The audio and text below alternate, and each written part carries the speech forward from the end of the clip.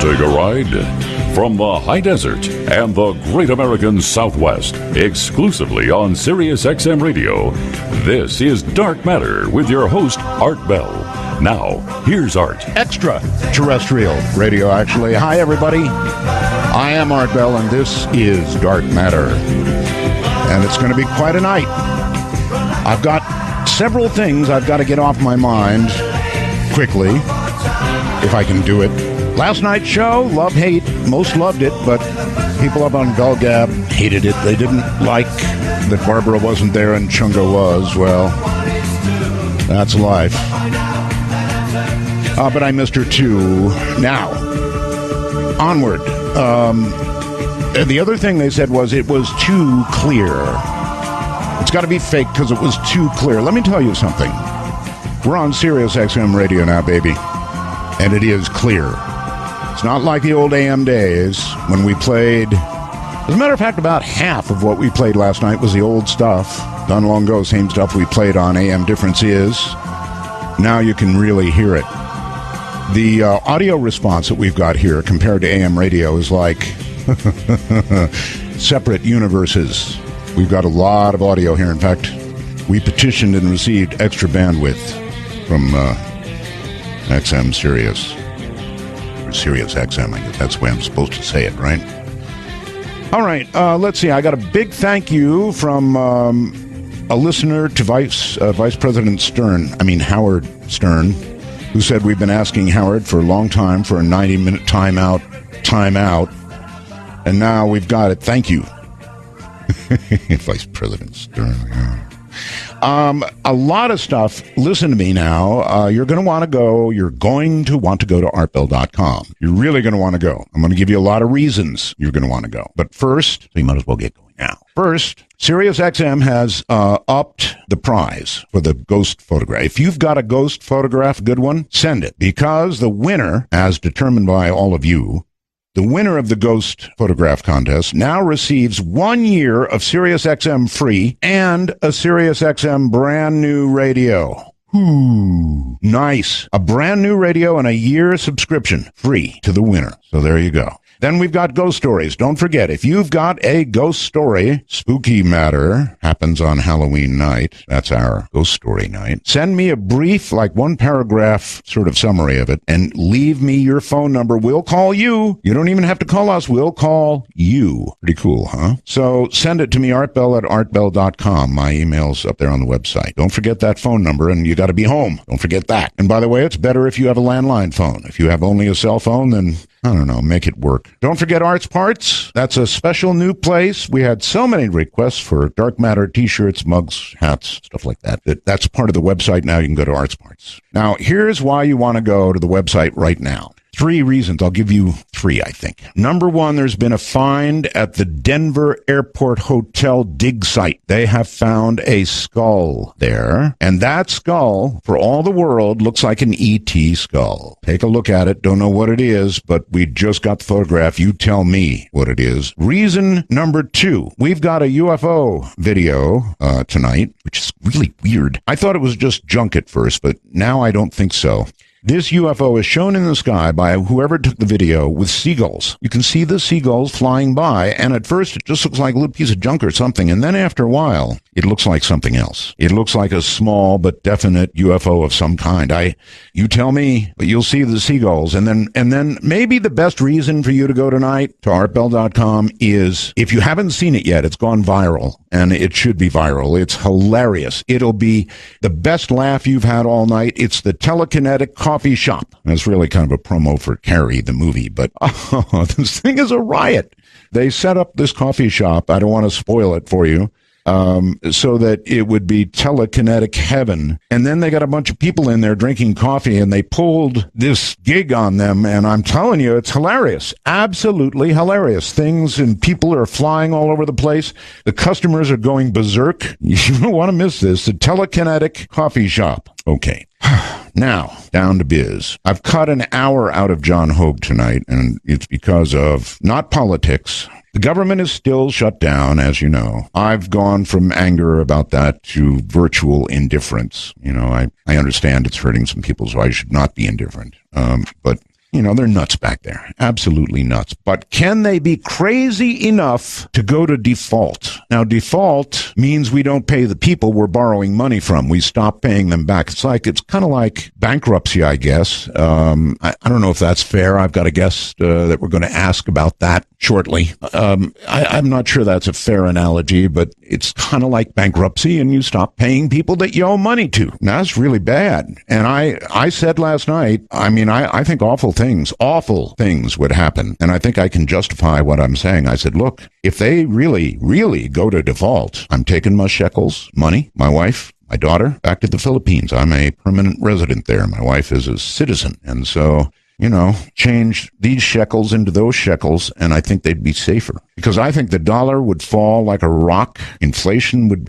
Anyway, I'm no economist. What do I know about the economy? So I brought somebody who does know about the economy. Yan Onoran from Bloomberg News will be here in a moment. First, as I said last night, a lot of people who have cutouts when they're listening to me or something else on Sirius XM, sometimes it's their fault. And sometimes it's because you've got a lousy Wi-Fi signal. Here's a way to boost it. In your house, or if you're a truck driver, and I know a lot of truck drivers are listening to me, you take this thing, it's like a wand, and it's got a suction cup on each end. It's got a 15-foot wire, and on the end of the wire is a USB plug. You plug it into your computer, and oh my.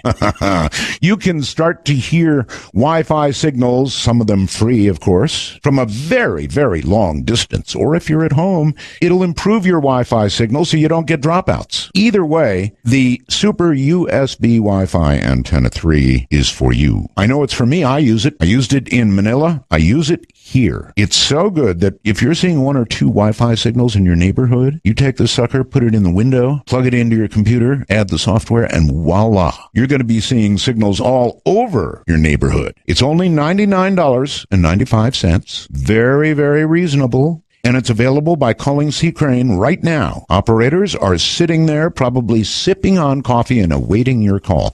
800-522-8863. That's 1-800-522-8863. The C. Crane Company. Coming up shortly, just a few moments, we're going to find out about default. Stay right.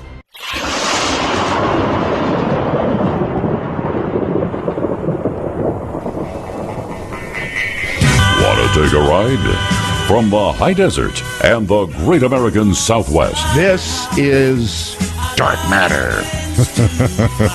And blown it all sky high? Yeah, baby, that's what I'm afraid they're going to do. Yan Onoran has been with Bloomberg News. That's right, Bloomberg since 1998, serving as Turkey bureau chief among other roles. He was covering Lehman Brothers and Bear Stearns when they became the first to fall in the financial crisis. As a senior writer, he now pens feature articles about banking issues worldwide, comparing European banks to their U.S. counterparts. His first book, Zombie Banks, I like that, zombie banks, about the unresolved troubles of banks in both continents. Just recently saw World War Z. Really good, actually. Maybe it will all begin in banks. It usually does. Anyway, Zombie Banks was published in November of 2011. He has degrees from the College of Worcester in Ohio and Columbia University in New York. Before joining Bloomberg, he worked for the Associated Press. Yan, welcome to Dark Matter. Thanks for having me. It is a dark matter indeed. As you may have heard at the beginning, I said it yesterday and I said it again today. If we really go to default, I'll go away, Yan. I'll go back to the Philippines. I'm a permanent resident there and take my money and convert it to pesos, and that'll be that, because I'm scared to death of the possibility of some sort of default. Yan, what I want to know is not the politics of it, because, they're idiots and I don't care, I guess. I just don't care. They'll either pass it or they won't pass it, the debt ceiling, that is. But what I really want to know is what you think the consequences of a real default would be.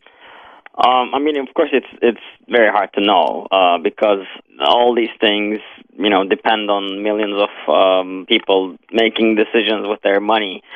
But I mean, we have examples from the past about smaller events and how they could ravage the economy in the U.S. and globally. So, I was covering Lehman Brothers and Bear Stearns 5 years ago and 6 years ago when the crisis started. And one of the similarities between now and then was one thing that everybody was sure in financial markets was that the government would not let Lehman fail, that they would rescue Lehman because they had rescued Bear Stearns and because everybody expected that the big banks were too big to fail, a term that we've heard often in the last 5 years now. But then they did let Lehman fail, and then may I ask a quick question, if I can? If the government had not allowed Lehman to fail, Yaman, and they had come in and they had saved Lehman, would that have prevented what then occurred, or would it have delayed it? In your opinion? Oh, that's a great question. It would have probably delayed it. It would have probably spread it over time. I mean, the fundamental problems were there. We had a housing bubble here that was losing air, and there were housing bubbles in Europe and other places in the world. So all those bubbles really had to burst somehow. But perhaps it could have happened slowly, not as sudden. With Lehman's collapse, there's a lot of markets that are all related to investment banking and securities and which was also connected to the housing market. That was one of the things Lehman was doing. They all started falling apart really fast, and there was a trigger reaction. It's like a domino effect, and they all sort of start affecting each other. Which is why the default would be, multiples worse, because, the U.S. government has 25 times more debt than Lehman did when it went bankrupt. And also, Lehman was just an investment bank, and investment banks do fail sometimes. And, we had Salomon Brothers in the 90s and many other examples. But the U.S. government has never defaulted. I mean, when the United States was founded 200-some years ago, there was a brief period where they said we're not going to pay the interest immediately, and they delayed it. But that was the beginning of the republic, and that was it. Since then, we've always stuck to paying our debts. So the Treasury securities, bonds, bills, all the kinds of things that the U.S. government issues to borrow money are considered the safest instrument in the world by any investors. Around the world, everybody owns U.S. Treasuries. People in the U.S. put a lot of their savings into Treasury securities. So that's why one of the reasons this would be a catastrophe. And how big a catastrophe?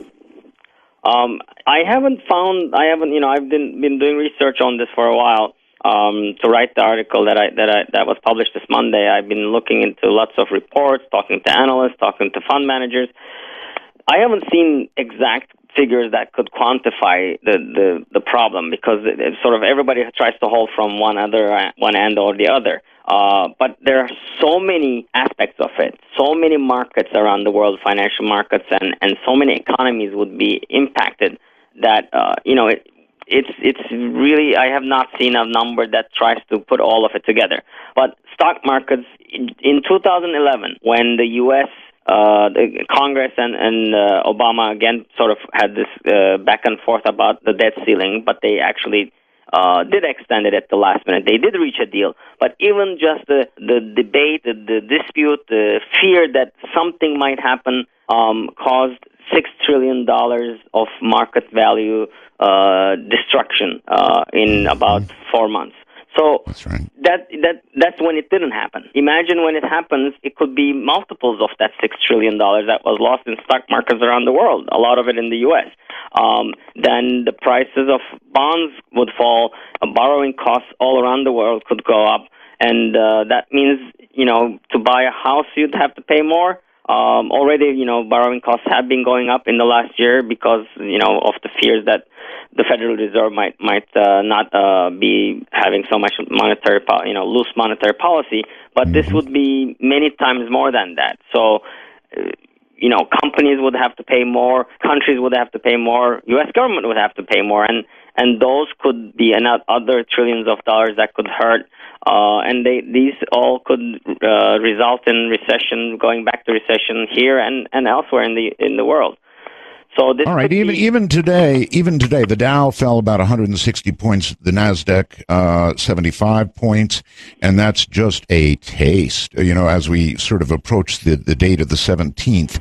Now, if it really happened, if real default happened, it's possible that Social Security checks would stop, food stamps would stop, disability would stop.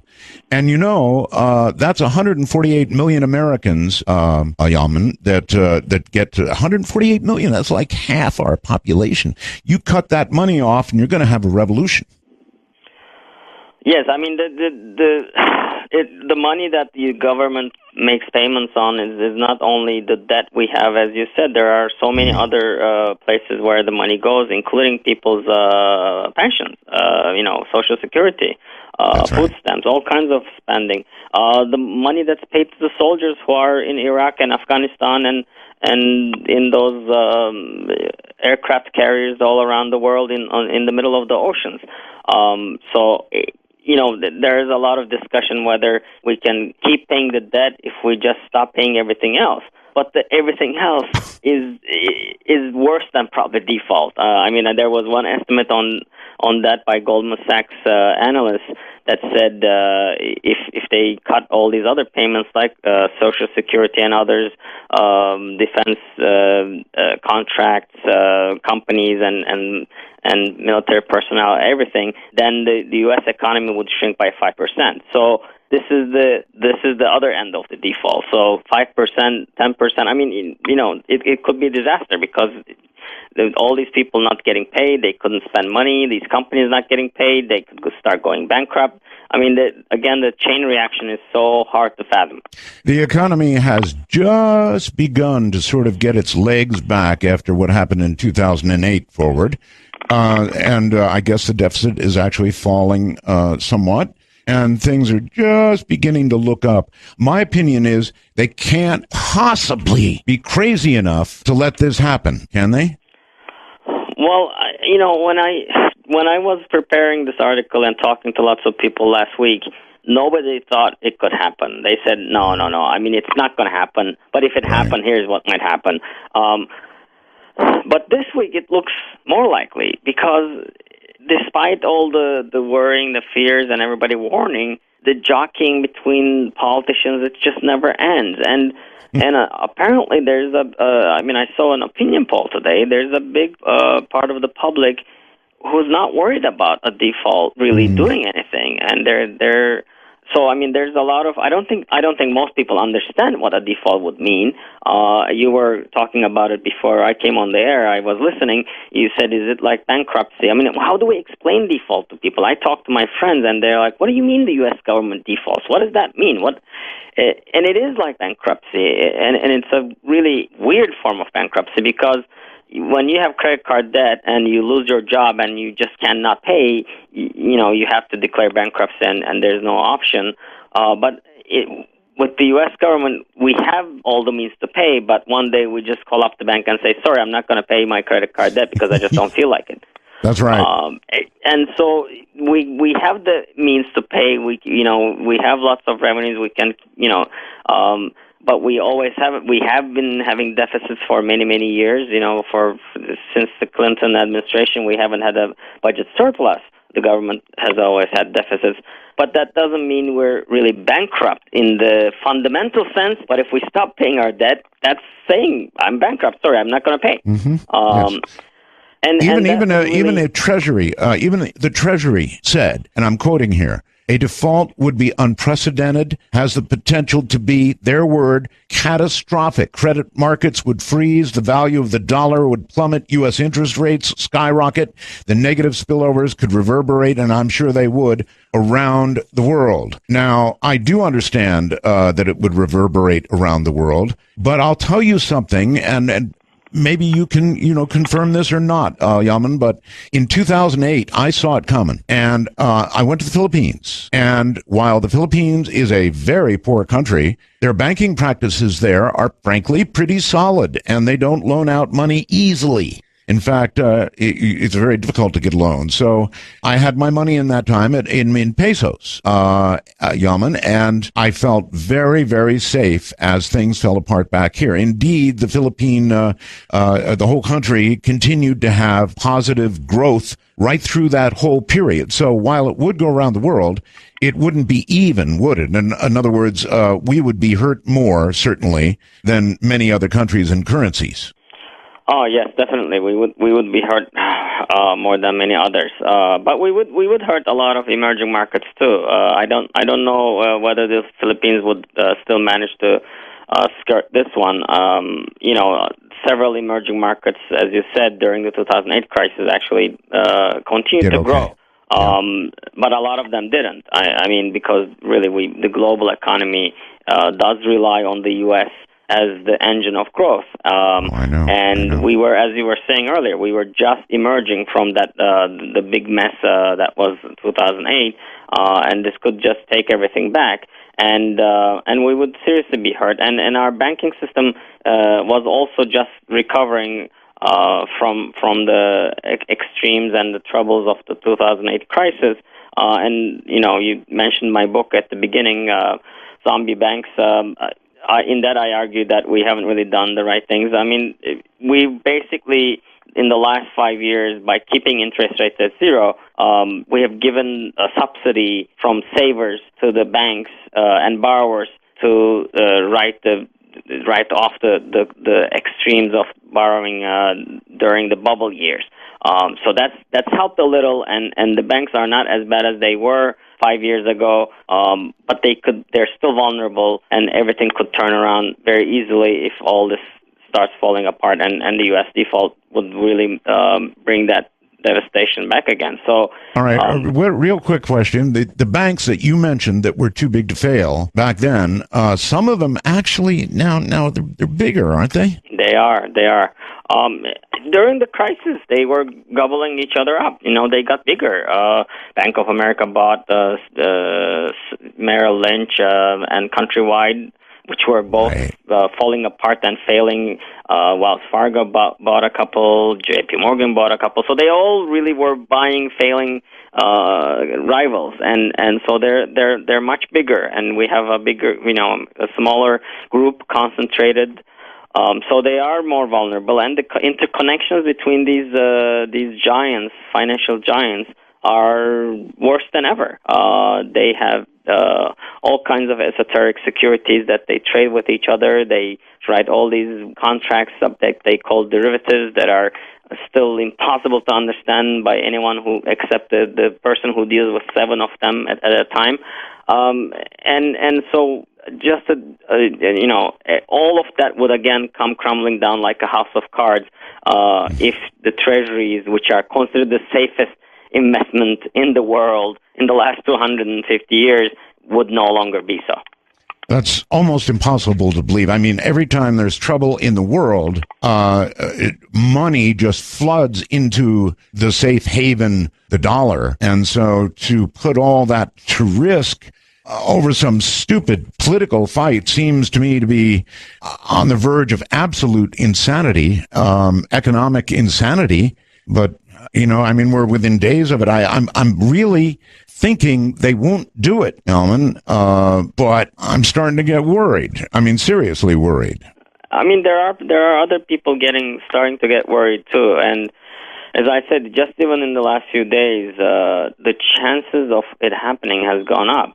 It's still not massive, I don't think. Right. Last week people were saying it's 0 to 1%. Now people are saying it's 7 to 10%. Those are still low probabilities. But the fact that there are, more, that it's bigger than zero, it's pretty scary. And as I was mentioning earlier, there are opinion polls that show that a lot of American people are not worried about this, perhaps because they don't realize what it would mean. That is also worrying because politicians look at the polls and say, "Oh, so it's not a big deal, and people aren't worried, so we can just do this." Of course, people not worrying about it doesn't mean it's not going to bring down the whole global financial system, and then the global economic system with it. So I hope. So you're saying it does have the potential to bring it all down. Definitely, it certainly does, and already, the connections are incredible. I mean, for example, today there was a short-term Treasury bill auction, and the yield, the interest rate that the government had to pay for these 3-month bills, I think they was double what it was a month ago. Wow. All of a sudden, those costs went up twice, and this was the highest interest rate on these types of short-term bills since 2008, since the crisis. I mean, to me, that shows that the panic is already getting here. Has already begun. Italian and Spanish government bond yields went up the roof as well in the last 2 days. You think Italy and Spain, why? Well, because those countries are already in trouble. And if things are going backwards again, if the financial system is shaking because of this default issue in the U.S., the weak countries are the first to go. So they're already feeling it before anything happens. And we're feeling it. So,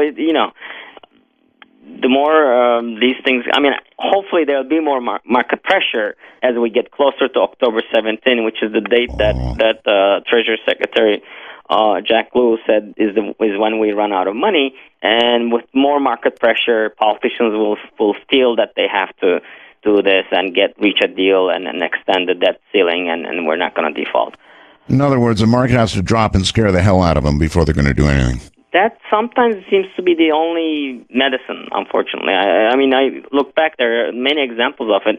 During the crisis, Congress didn't approve TARP, the money that was going to be given to the banks that were all falling apart, and House voted against it, voted it down, and that day stock market fell 7%. Harsh, that they said, oh, maybe we need to do this. And so the more market pressure, the more, not just U.S. but other global markets start to tank, then probably that will be the right kind of pressure. Even if opinion polls aren't showing people fear because they're not as close to financial markets as market players are, that could probably help. Okay, Yalman, let me ask you a personal question. And I really mean personal. If you became convinced, Yalman, that this was going to happen, that there was going to be a major full default in the United States, what would you do with your money? Yeah, I was asked this yesterday as well. I was on another show, and in a different way. We were talking about some of the contingency plans that banks are making, and the reports are that they're putting more cash into their ATMs and their branches so people can have access to money if there's something like this. But what I was saying then, and what I still think, it's not really access to cash. It's more, I mean, if all this happens, millions of people will lose their jobs again. So you might access your cash in the bank. You might just not have cash to access anymore. Because if you lose your job and your savings are eaten up in the next 3 months, there won't be money to access. So it's not really about taking the money out and putting it under the mattress. It's more about, are we going to go back to 10, 15% unemployment, which means millions and millions of people losing their jobs. And I have a lot of friends who lost their jobs during the crisis. And I have friends, too. I agree with you. But even beyond that, Yalman, the dollar, they say, would tank, meaning the dollar would be worth less. And then at the same time, inflation would begin. So the dollar that's now worth less won't buy much. Right, those are all possibilities, and that means when we travel anywhere, or the goods we buy here are going to be more expensive. Even the goods from China that are cheap because they're made cheaper there would be worth more because the dollar would be worth less. So, I mean, it could be all kinds of things, and perhaps eventually the dollar would rise again because it's the safe currency, and despite all the default and everything, people would come back to the dollar. But if we are back to 12% unemployment and millions of people are out there again, and we've lost half our market value of the stock market, we'll be poorer, and our housing market will crash again. So even if the dollar isn't in the doldrums, all these other elements are so horrendous, and the impact on real people's lives are so big that I just can't. I mean, I hope they realize that it's not only one side of it. There are so many sides to this equation that one has to consider, and they don't go there. Okay, well, there are some people making the argument that, look, even if we default, you mentioned it earlier, that some people are saying, okay, fine, let's have a default and see how it goes. It's my understanding that right now, the money they say, oh, it'll be all right because, we get enough money every month to cover, well, frankly, either our payments that we have to make on what we borrowed, or all of these social programs, Social Security, disability checks, food stamps, all that kind of stuff. So we could do one or the other, but not both on a month-to-month basis. Is that about right? Yes. I mean, we always, of course, do get revenues. But the problem with such a drastic stop in U.S. payments, the government's payments, because it would force us back into a recession, revenues would also drop. So it's not a solution to cut spending. It would, or plug the budget deficit. In fact, it would make the deficit get bigger because the revenue side of the equation would be hurt even more. Now, because the economy is finally recovering slowly, then we are growing. People are back in their jobs. Companies are producing and selling goods again. That means they're paying taxes. We're all paying more taxes to the government, so that is able to shrink the budget deficit. If we stop paying our bills and go back into a financial disaster, then that deficit is going to grow bigger, and we won't be able to do that. So it's the opposite of what they think is going to happen. I mean, even now, terrible things are happening. Those getting killed overseas are not being compensated for funerals and the normal death benefit and all that sort of stuff. It's awful. But again, if we were to go into default and 148 million Americans stopped getting what they had been previously getting from the government, nobody really wants to go here, but that's social unrest time, in my opinion. I just can't. It's beyond the pale. They just could not do it and expect to survive as a government, in my opinion. I cannot imagine what would happen because I don't think we've ever really gone there. There's been no example of the U.S. ever stopping to pay any of those things before. We were always stuck to being the best borrower and the best government that always pays its bills on time. So who knows what would happen? I mean, we've already gone through 5 years of pain, economic pain. We were just sort of getting back on our feet. So right. This would be terrible timing. Okay, so let me come back to the question. You, personally, if you knew this was coming, absolutely knew default was coming, what would you do with your money? Or yourself? Or your family? I mean, how would you handle it? I don't know if I can do anything. I don't have that much money in the bank. I have a little bit saved, so I'm not a rich person. I don't have massive investments. I have a 401k for retirement. Thank God I don't have to retire very soon, so I don't need to take it out that soon, because what would happen is that 401k would lose half its value again, and I wouldn't be able to retire very soon, but hopefully in the next 25 years or so that I have until retirement, that things would recover. One would hope. Looking at Japan, you never know. They've been stuck in a mess for 20-some years. So I wouldn't be able to do anything different. I can't, I don't have that much money. I have a house which is at least, that and I have a fixed mortgage rate, so that wouldn't change. But people who have money, I don't know where they could put it. And if I lose my job, then I wouldn't know what to do. So those are the kind of things that I worry about. And unemployment, if you have investments, but if you do have investments, and you ask me, should I move it from stocks to bonds, bonds to stocks? I don't know where you could put it, because they could all tank. Or one of them might do better, but which one? Who knows? Because everything is connected together. All right. In the '08 mess, 401ks lost, a lot of them, roughly half their value. A default, if it were to keep going, would be magnitudes worse than what happened in '08, right? I think so, because, again, in '08, the one difference was that government bonds, treasuries, investments in the fixed income did better, because that was a safety. People turned to that as a safety. But if if that's the one that's no longer safe because the government is not paying its debt, then where do you turn? I mean, people will go buy German bonds, German government bonds. I don't know, perhaps Japanese bonds. Japan's debt to GDP ratio, debt to its national income is 250% or something. It's one of the most indebted countries in the world.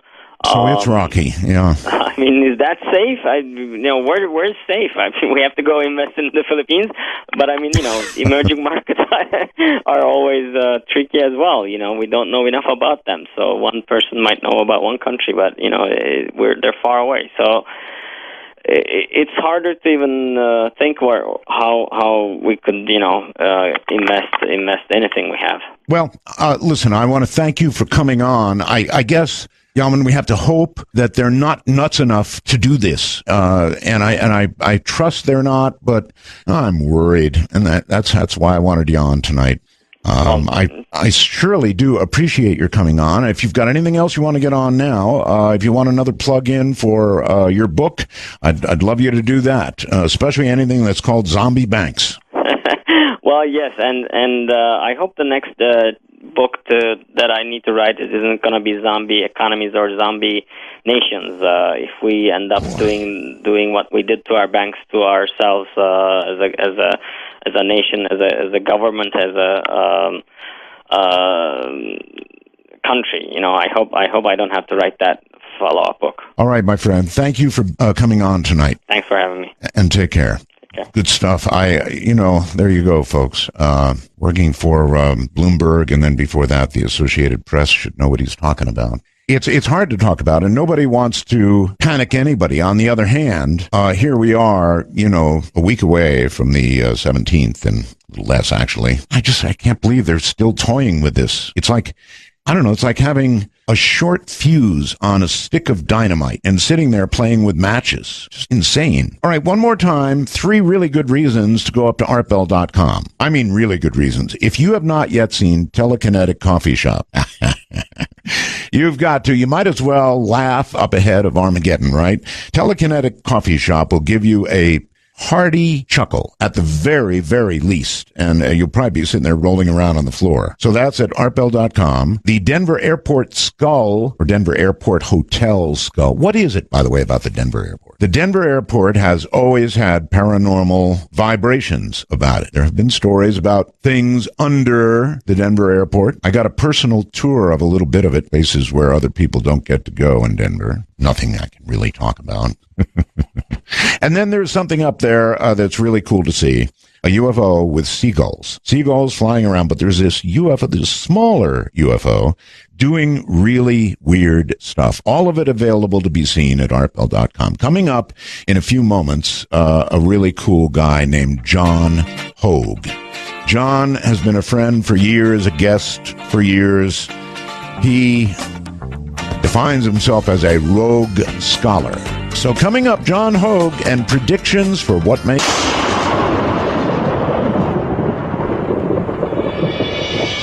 Want to take a ride? To initiate a dialogue sequence with Art Bell, please call 1-855-REAL-UFO. That's 1-855-732-5836. Don't do that yet. Not yet. We're just bringing on John Hogue, who defines himself as a rogue scholar. In fact, he is a world-renowned authority on Nostradamus and other prophetic traditions. His work is critically acclaimed for cutting through the social, religious, and nationalistic projections of prophets and their interpreters to find threads of insight they all share.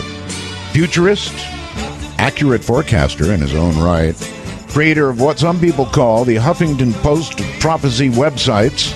That would be HogueProphecy.com.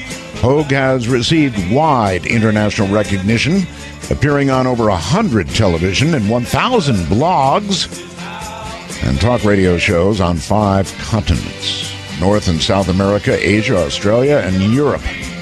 That about covers it. At present, he has the most multimedia exposure of any prophecy scholar in all of history. Hogue has published 23 books in 19 languages. Wow. And he currently lives on an island, smart, in the Pacific Northwest. John Hogue, welcome back. Hey, Art.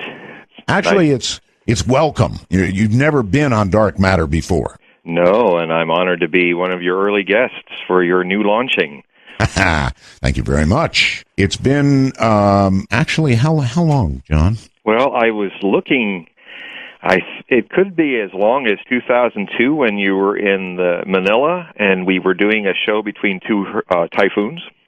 Or was that later? I wasn't in Manila that early, no. That would have been later. Probably 2005? Well, 2003? Six, I would say. Anyway, a long time. And so there's a lot to catch up on, I would say. Yeah. Now, why do you call yourself a rogue scholar? Why not just a scholar? Why rogue? Well, when I was fighting my way through the de-education system, better known as our education systems, which seems to take what I experienced, people that are naturally intelligent and turns them in about 21 years or so into functional mediocrities for the society. The last step in that process is quote-unquote higher learning, which I call higher conditioning. At least that's when I took a look at the possibility. I was going to go to USC on a music scholarship. I was going to do some other things. And I looked at it and I said, this looks like the icing on the cake of mediocrity for me. So I'm going to enroll in the University of Life, and I am going to travel around and experience things firsthand. I think what started that was that right at the time I was getting a music scholarship to be an opera singer at USC, I also ran into William Chapman, who was one of the lead baritones of New York City Opera, who was looking for a protege. He had been the protege of Lawrence Melchior, the Wagnerian tenor of repute. And I ended up going with him because I figured, why do a couple shows in a year when I could do 30 and really learn my trade? So that kind of rolled on to other things, and it rolled on to getting out of opera and into the study of the mysteries of the world, and I started wandering around and probably have done as much study as anyone who attains a Rhodes Scholarship, and I just thought, since I love alliterations, that what I really am, I'm a rogue scholar. I am free of the dogma of the education system. I'm also, because my prophecy work often takes me into studying, well, if you look at the future of countries, you're looking at the future of politics, because a country is a political identity. And so, in the same way, I try to look at it not as a left-wing person or a right-wing person, but as a free wing that can just look beyond those polarities. And in the same way, I became fascinated with how the past repeats itself in cycles. And then as I studied the spiritual world and the religions, I noticed in their scriptures and their future history, their prophecies about tomorrow, that there was the same pattern and the same hopes and fears that are in the past. And when I was also studying throughout India and Asia, studying at ashrams and others on the path of meditation, I came across concepts like the fact that the present is not really a part of the past, that the present is where eternity exists. in this moment is the same moment that the illusion says is 100,000 years from now or 100,000 years before now. And that's what the mystics proposed in a very scientific discipline. Unlike a lot of faith-based religions, meditation is not a religion. In fact, many people who practice it are also atheists. Some of the great religions of the East are atheistic, like Buddhism and Jainism. It is a question. It is a path that became the core of my Rogue scholarship, and I like to think it gives me that unique insight into the future. All right, well, you're certainly right about one thing. Maybe being a rogue scholar and, predicting things and being uptight with Nostradamus and all the rest of it makes it easy to predict the future's not so hard to predict. You've said it yourself. We keep repeating the past. Now, why? Why do we keep repeating the past? You would think through some sort of genetic memory or God knows what, we would not repeat the past, particularly the bad stuff. But we do again and again and again. Why? This is the subject of the last 30-plus years of my study. It's taken me 3 times around the world trying to answer that question for my readers and all the books that I've written. From my direct experience, I would say that, and that's an important thing. If you look deep into yourself, you are a microcosm of the whole human potential and problem. And so, and meditation has helped me to look at myself and look at the things and how I started acting in a way that repeats the past and calls it the future and makes it a misery. And a lot of it, I think, has less to do with genetics and far more to do with the way societies sort of allow people to accidentally on purpose repeat those things. When somebody, give you an example, when somebody says to somebody, you're born in this part of the world, therefore you will be a Christian, or you will be a Jew, or you will be a Muslim, and there's no question about it. You, as a child, dependent on those big giants that are your parents, your pedagogues, your priests, and politicians, you to live and be loved, you will have to learn pretty quick to start seeing that the emperor isn't naked and that the emperor's new clothes are wonderful, and you are an adherent to it. You identify with it. You'll even go to war for those emperor's new clothes. And so it's almost a cosmic joke because a lot of people. I mean, one time I had this amazing interview with Shirley MacLaine on her show. And for 1 hour, we just talked about one topic, was does evil have a consciousness? Does it plan things? And my response was, it just looks like it does. Just like it's true, a shadow is real because it's reflecting the real. But we get kind of in a habit of looking at shadows as the reality. We're sort of training. Every generation does it to every generation, so every generation is doomed to repeat. Right. Let me give you 2 examples. One at the macro level. Women tend to marry the same kind of jerks who beat them up time after time after time after time. That's a macro example. A bigger example would be our country, which goes to war again and again and again and again. Even if we don't really need to, we almost manufacture reasons to go to war, and we go to war. So it's true. History repeats itself, and I just can't figure it out. I can give you one word that answers it. It is a fundamental word, and it answers the whole thing in the root. The motive force that makes this happen is a simple word: stupid. We are fighting a war against stupid. We are with stupid. We follow stupid. Sometimes stupid is a verb. Sometimes stupid is a personal pronoun. Sometimes it's a noun.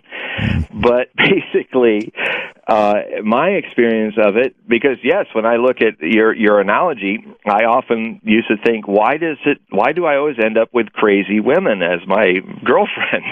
I had to. So you are stuck in the same cycle, aren't you? Yeah, I mean, this is me, and the thing is that when I finally had the courage to just own up to it and actually even accept and laugh at it, I mean, such is the case. This is what John Hogue does. He chases crazy women. I hope your current is not listening. Well, they'll forgive me. They were great, crazy women. Right. But Okay. a lot of they're all my friends now, so it's okay. Good. It's all good. But I had to, I mean, it wasn't their fault. It was my fault of disempowerment. I was the one who was in a pattern, and I had to take a look at myself, and I had to look at stupid working in me, and making my relationships uncreative, and not nourishing. Maybe there was the thrill, but there was also the price, and I think you could expand that out to anything. People in this country have not taken stock about how since Vietnam we've been going into the same mistake and trying to repeat it again and again in civil wars, starting with Vietnam to civil wars in Syria and all the civil wars in between, Afghanistan, Iraq, all of that civil war we actually created.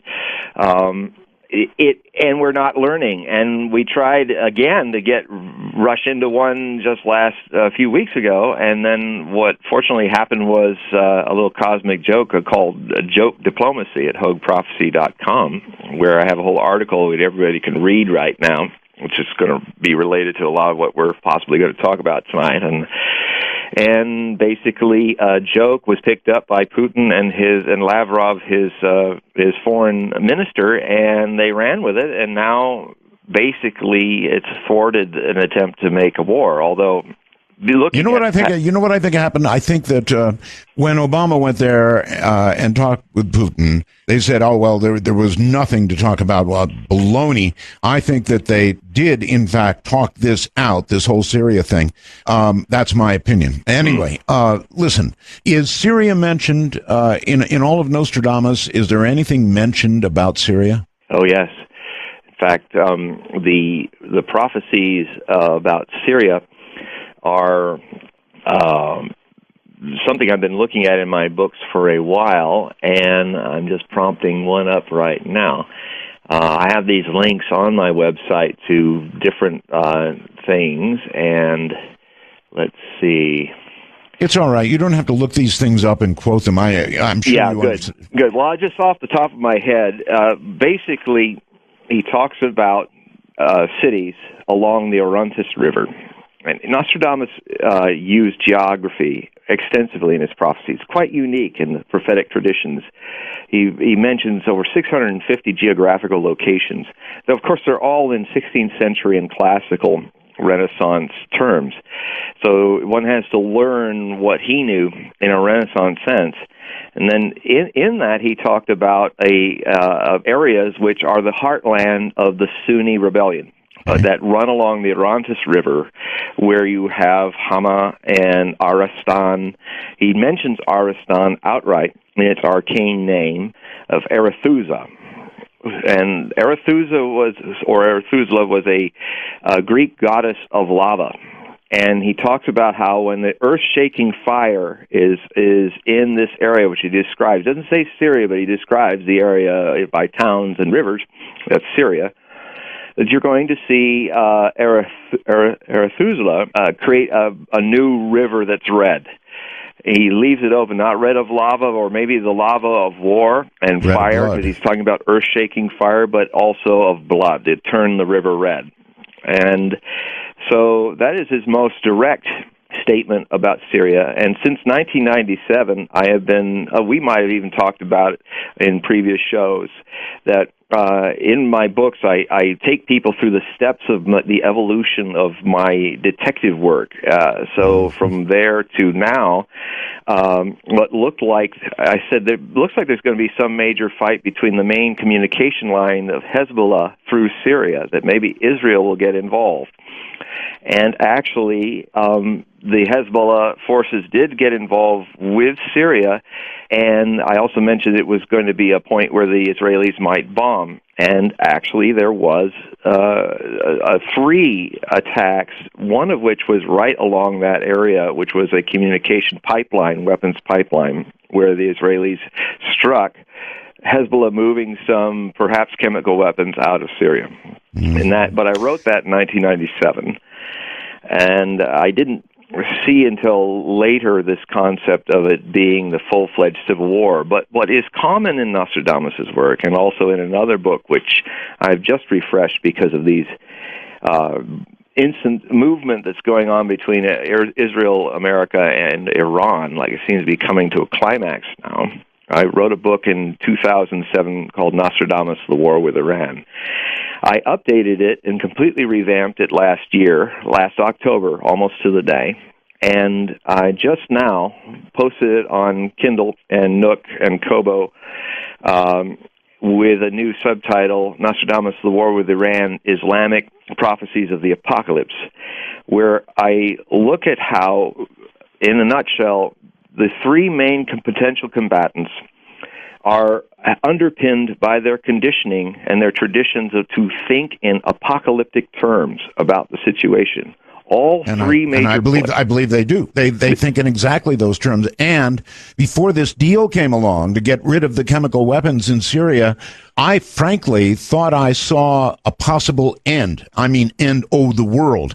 Because it seems to me that if we had gone in and bombed in Syria, that Syria's response probably would have been to fire chemical weapons at Israel. And then Iran would become involved. And pretty soon you'd have what the Bible talks about, which is pretty much the beginning of the end, right? Because Russia would be involved, and they certainly were very involved. It could have been the end. And, yes, of course, we may not have seen the end yet, right? Well, no. In fact, the book looks at, this is one subject. Nostradamus is famous for being open to interpretation, and I'm certainly open to seeing that great critique of him. It's true.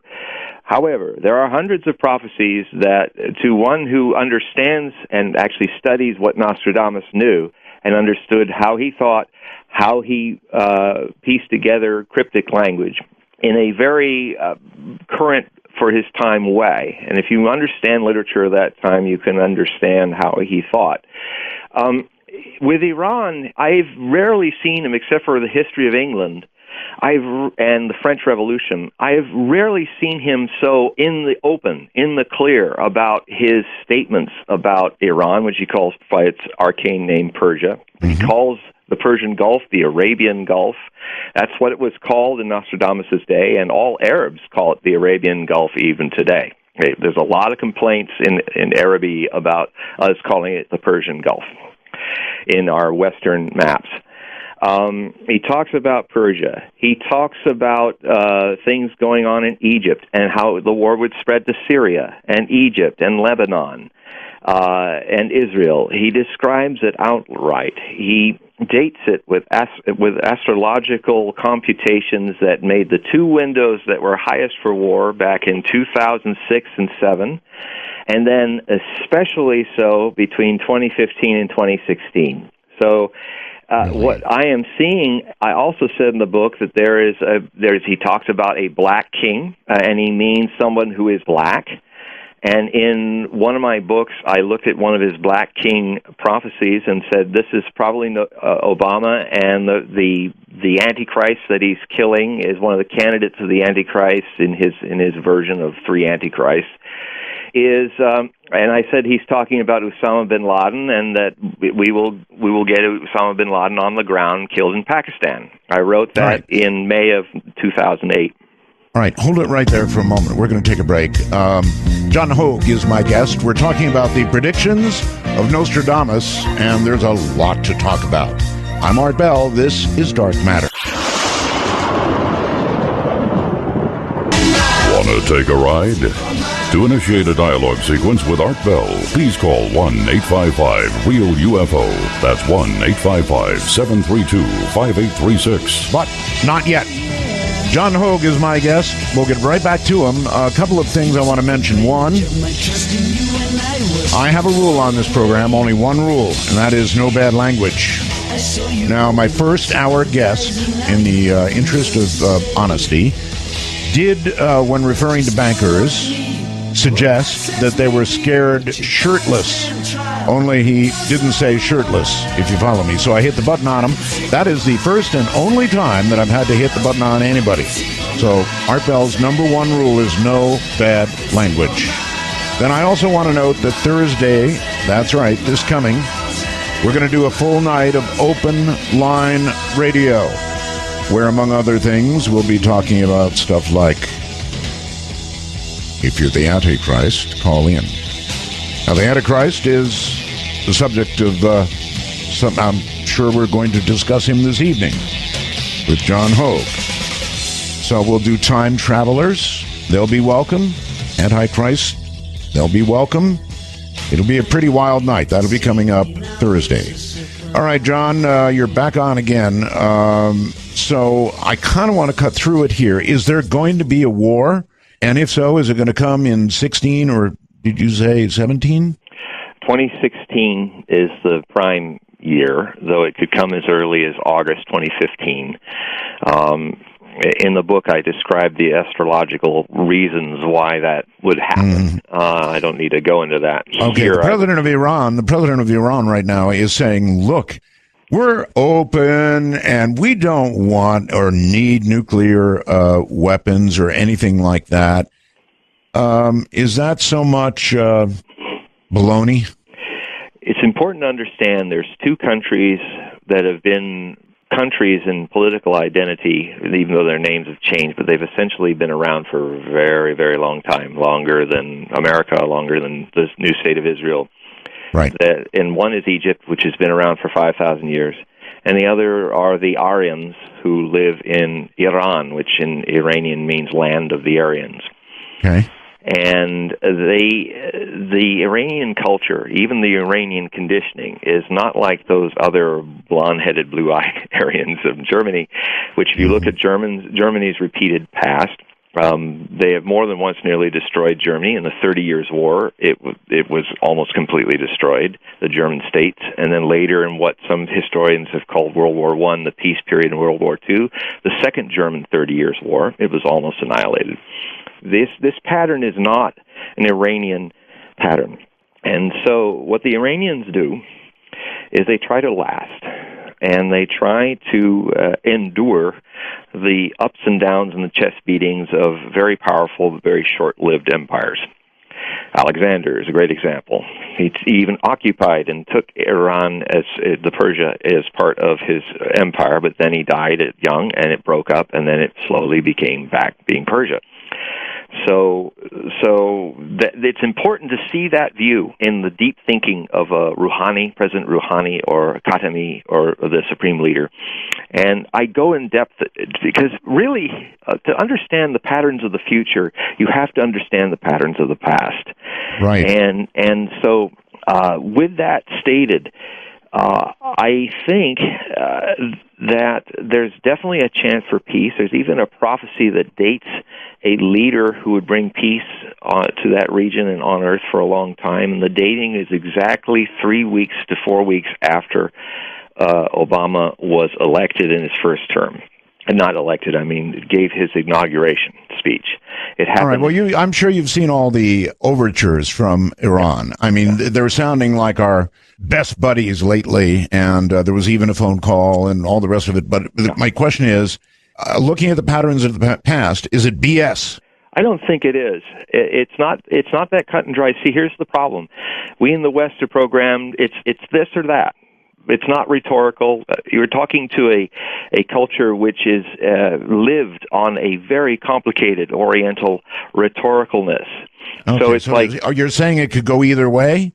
Well, they don't want a war, certainly, and it's not at all clear from my sources in Iran and things that I study that they are actually pursuing a nuclear weapon. I would say this, and I say it in the book, when your supreme leader, who's basically the Pope of your Shia sect of Iran, says that atomic weapons are un-Islamic, I mean, in the West, we just go, yeah, he's just another politician shining it on. But if one has lived in Muslim countries, and I have, you've got to understand that certain statements, when they're made, if you go against them, if you contradict yourself, that is kufr, that is blasphemy, and it means a lot in that area. He would, if he just turned around and said, oh, well, I was just kidding about that, as the supreme leader, the person who has the power to interpret Sharia law over all other levels of governance of his country, if he makes such a sidestep, he's gone. That's suicide. And so when he makes a statement like that, Westerners don't understand how profound and important a statement that is. The other thing I think I do. If he says it is un-Islamic, then that is a very strong statement, and I think you're right. I think you're probably right in that he will keep his word there if he's still there. Yeah. Now, another thing. Well, he's definitely there. In fact, it's because he's decided to try another tactic to get this thing solved. And he has now got his own picked new president after Ahmadinejad, who was really a disaster for them. Yes. And now with Rouhani, who's also noticed he's wearing a turban. Rouhani is another big thing going on in Iran that Westerners don't get talking about. There is a struggle. It's very complicated, the politics of Iran, just like the politics of Israel. It's just as complicated. There is actually the working class people loved Ahmadinejad because he was from their poor districts of Tehran. People view in Iran the Ayatollahs and the clerics as the 1%, like a lot of Americans don't like the 1% billionaires. Well, they look at the clerics as the same rich, corrupt, and influential oligarchy that's running their country. So when I see a man with a white turban return, this is another attempt of Khamenei, the supreme leader, to, like he did with the one before Ahmadinejad, have a moderate go in to see if they can test the waters of moderation. But it's important also, in this book, I try to be fair with all my defenses and my hits of all three potential combatants. And one has to understand something that our press kind of overlooks because of certain biases that are sympathetic to whatever Israel does. When Ahmadinejad made that notorious statement, which even Adolf Hitler wouldn't make such a statement in public, where we wipe Israel off the face of the map, it was a translation error. That does not mean that they didn't feel that way, but what was not given much exposure was what Netanyahu's people said in response to that. He said, "Think Amalek." Now, if you understand your Bible, and I go through a whole chapter going through Samuel, the book of Samuel, and what that's all about. God told Saul to go against the Amalekites and not only kill all the men, kill all the women, kill all the babies, kill all the cats, dogs, and livestock, and raze their buildings to the ground. And a complete eugenic destruction of that group. When somebody in the land of the Bible makes a statement, "Think Amalek," and doesn't retract it, it's the Iranians may have mistakenly used the wrong term for wiping Israel off the map, but the government of Israel, through Netanyahu's channels, told them back, "We will wipe you off the map." How do you know that statement was in error? It was never retracted. And it's out there. Okay, fine. No, I'm sorry. I was talking about Amalek. No, you mean Ahmadinejad's statement. Yes. Oh, well, no. Well, here again. Here we go back. Wasn't retracted. I never heard any retraction. Yeah, it was. The problem is a lot of things never get into the U.S. press. I know that. And it was retracted. You see, I do my work. Thank God for the internet, because I can actually go everywhere. I can actually hear what people are saying in Iran.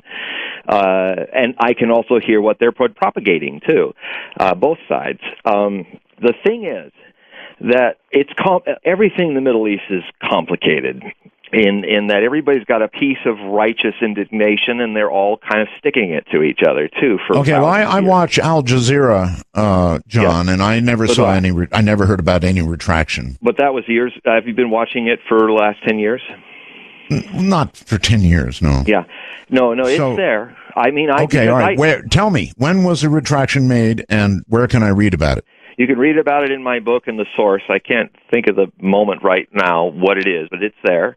It was retracted as meaning he did it a number of times. He did it on Ahmadinejad did it on his website. He did it also a number of times where he said it was a translation error. I go through the whole story of how his press corps, because in Farsi they don't have a word for what he was trying to say, and I have the Persian right there in phonetic Romanized letters, and explain how in the Persian Farsi language they don't have a word for taking a state out of existence. Maybe they don't have it because Iran's lasted for 3,000 years.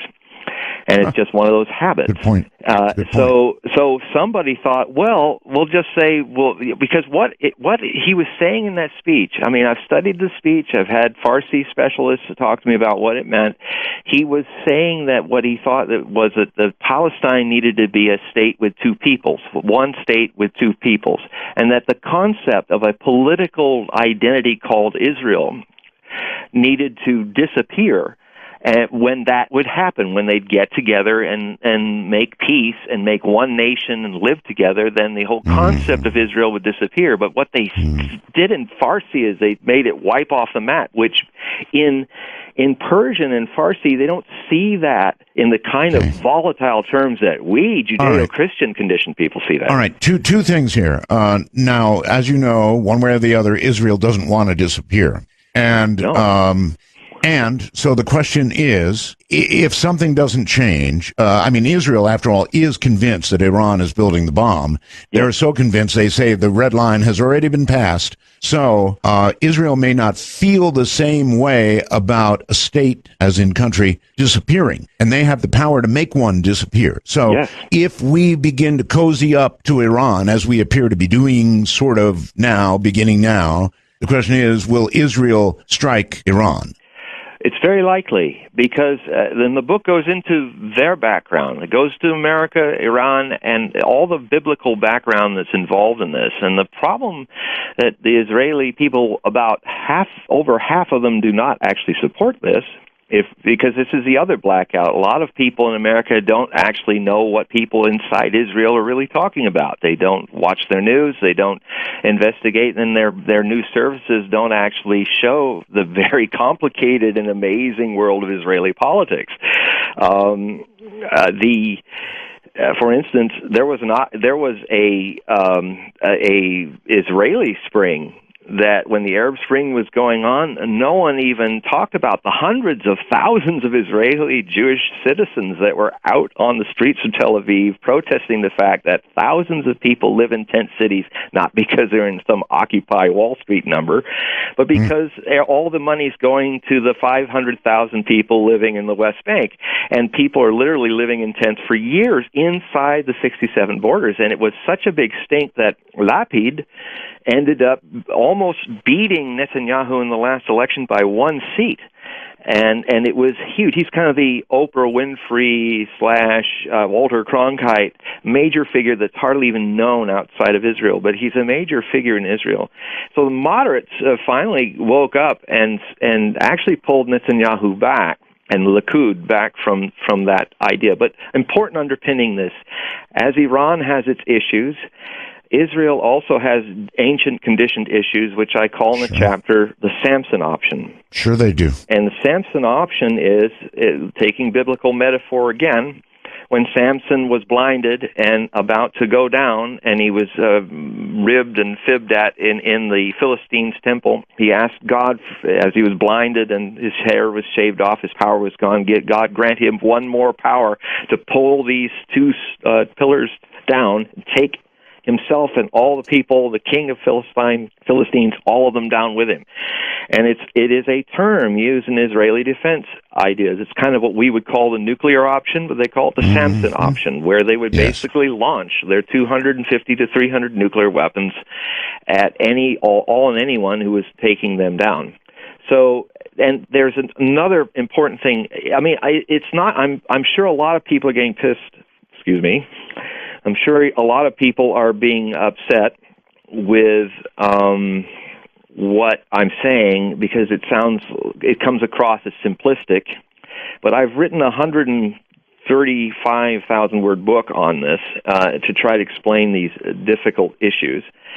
That a lot of this is coming from the past trauma of a passive dealing with the Holocaust. If you can break this down in simple language, or the simplest language you can, rather, I know you can go off into Nostradamus and biblical quoting.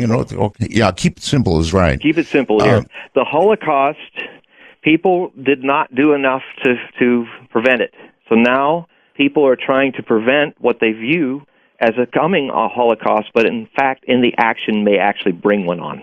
Well, won't Israel view America's cozying up to Iran as the worst possible thing that could happen? I mean, they were kind of depending on us to be their partners in taking down any sort of nuclear capability that the Iranians may have. Well, I can totally understand if I were a small country with a superpower watching my back. I mean, I can't fault.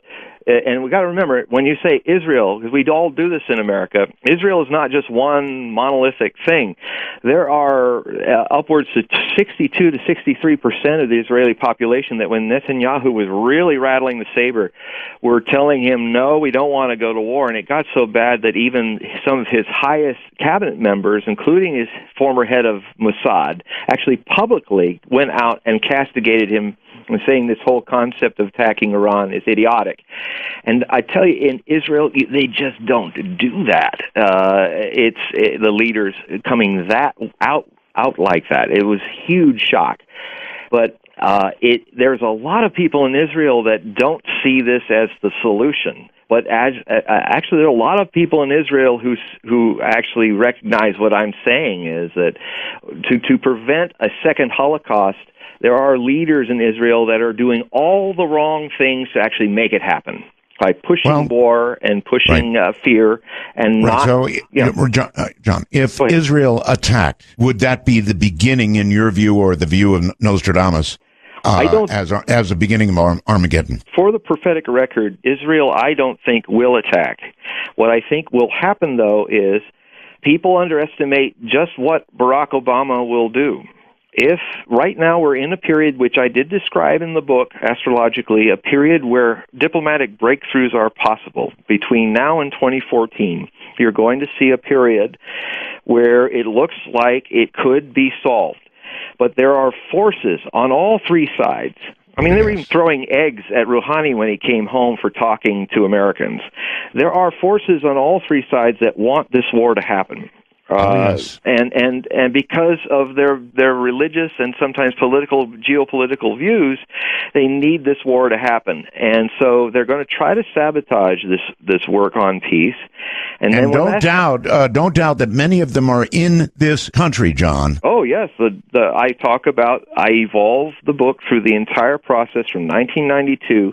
I have long tracks of manifestos from the neoconservative movement evolving a grand strategy. Now, I'm not saying this is right or wrong, but I will say this, that even if you read neoconservatism, you'll know that they're not a solely Republican view. They're anyone who believes in American hegemony is the right thing, and it may be, can become converts to this conception. I think Barack Obama has become, in his second term, a convert to a lot of neoconservative ideas and has nuanced them, as each president does since 1992. And the big warning I have with Iran is don't underestimate this U.S. president. He is like Mr. Spock. If he logically looks at all the possibilities for negotiation as being dead in the water, he will bomb you back to the Stone Age in 2016. So get real with it. Wow. Okay. Let's move on, or actually let's move back. I want a quick, if you can do it, summation of how Nostradamus, for those who don't know, came up with the prophecies that he did. Did he sit down and go into a meditative state? Did these things come to him in dreams? How did Nostradamus come up with what he came up with? Well, he did just about everything. He did dreams, he did magic mirrors, he read moles, he did just about every kind of thing. He was a jack of all prophetic trades, divinatory trades. But the most interesting things that were the mainstay of what he did was that he built a brass tripod so that he could repeat what the priests and priestesses of the oracles of Delphi used to have. And he didn't have a fissure of rock with fumes that he could sit under in this brass tripod and then breathe in the fumes and get high on them and then start in his meditative state, start seeing the future. He didn't have that, so he did what he even says. He used the tradition of Brashidae, which is an Apolloian tradition in the Asian Minor Greek colonies. It also didn't have a volcanic fissure, so they put a briquette with boiling gaseous, odorous column of mist that could come out of it, and then they put the tripod over that. And he would walk on that. He wouldn't be wearing his street clothes like you see in all these many Hollywood renditions. I've been on many of them. I've tried to tell the producers and directors, please get Nostradamus out of his street clothes. He never did it that way. He would dress up like a 1st or 2nd century Neoplatonian mystic, and he would have a white hood, and he would have a laurel branch in his hand and long sleeves. And he said, I used to sit down in the middle of the night, and he would start a lilting mantra, and then he would get calm, and then he would feel a shaking suddenly happen in his robes, like a wind coming through his robes. This would happen after he took the end of his mantra. He took the laurel branch and stuck it in the boiling water, and then whipped it, the hot water stinging his foot and the hem of his robe. Then the robe would start shaking. He'd feel like he was like being blown up with some kind of spirit coming inside of him. Wow. And then divine splendor, he said. He'd be terrified at first, and then it suddenly would lift into a divine splendor, and he describes it kind of as a continuum where all futures are happening at once. And it's our choices that engages on specific paths through the history of the potential histories of humanity. And that's why a lot of his prophecies don't really go anywhere, or they sound like they're going it, but then they don't end up at...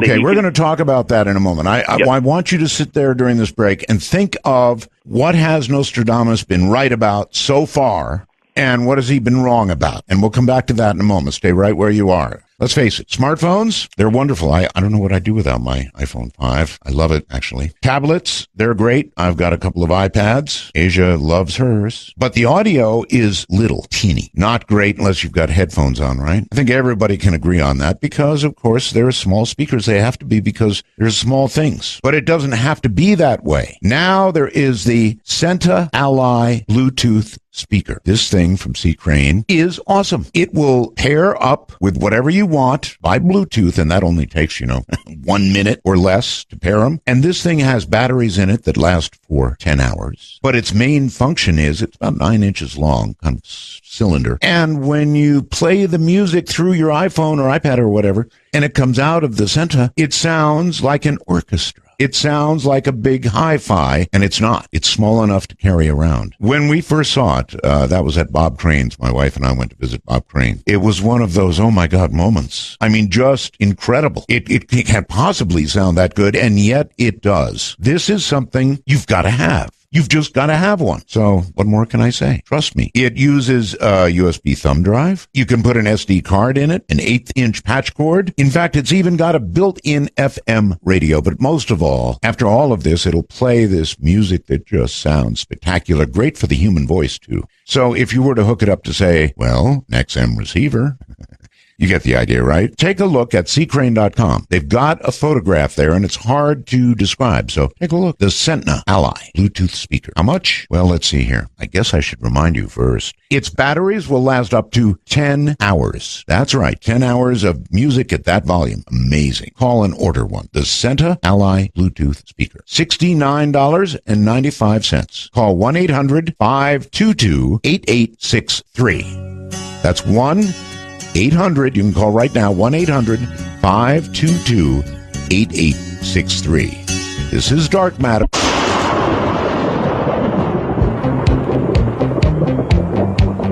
From the area of 51, this is Dark Matter with Art Bell. To join the show, please call 1-855-REAL-UFO. That's 1-855-732-5836. The Prophecies of Nostradamus. That's what we're talking about. Interpreted sometimes by John Hogue. He's my guest. And the question is simple and straightforward, and I hope the answer is too. Of those predictions which Nostradamus has made, how many thus far, and I'm hoping you'll name them, have come true, and how many have not? John? Well, basically, it's a hard question to answer because, like I was saying before, the prophecies of Nostradamus, as he explained them, is there's a continuum. History has happened all at once, in its infinite possibilities. And his experience was to try to gauge which line of future actions we would take. So the bean count... Oh, come on, John. Give me some examples of where I'm going to. But, all you right. know, this is not you're asking a lot for a very complicated subject, so bear with me. I am. Yeah. I know. I'm going to give you the simple stuff, but here you have to know the context. Okay. So the situation is that there are definitely prophecies that didn't work. For instance, he describes the Russians going all the way to the Rhine in World War II. Well, they didn't do that. Okay, you're telling me the stuff he didn't do. Yeah, these are the goofs. He said it would happen. Well, that didn't happen. All right. Well, I did ask for the stuff he did predict first, but if you want, well, there's so much more that I thought I'd. All right. The goofs. Yeah. The other thing he described was in the 911 prophecy. This is one that'll take care of both issues. He described hollow mountains to be hit by something from the sky, a terror from the sky at 45-degree angle. The planes that went into the North and South Tower in New York were at a 45-degree angle. New York, the new city, the great new city described. There was no great new city ever built near latitude 45. Got to understand that the maps in his day were off. They only had latitudes, not longitudes. And so that he got right. But he also said that the hollow mountains would fall into a boiling cauldron of their own debris into a tub or a cuvee. Cuvee is a cauldron in old terms, but in modern French terms, it's tub. That's the name of the the watertight compartment of 8 stories deep that tried to keep the Hudson River out of the subway system that was built underneath the 2 towers. It was called the tub. All right. So all those things happened, but the last line, he said people would be poisoned by sulfurous waters that would flood. The tub was supposed to break. It didn't. So he's wrong about that.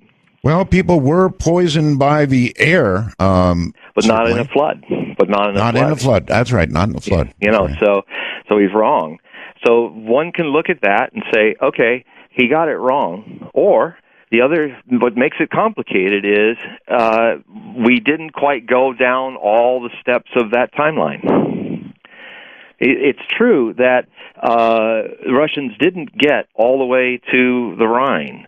But maybe in that vision of an alternative future, the Normandy landings failed. And the attack, which he describes in great detail, that happened in August 44, where the Allies landed in Provence, his homeland.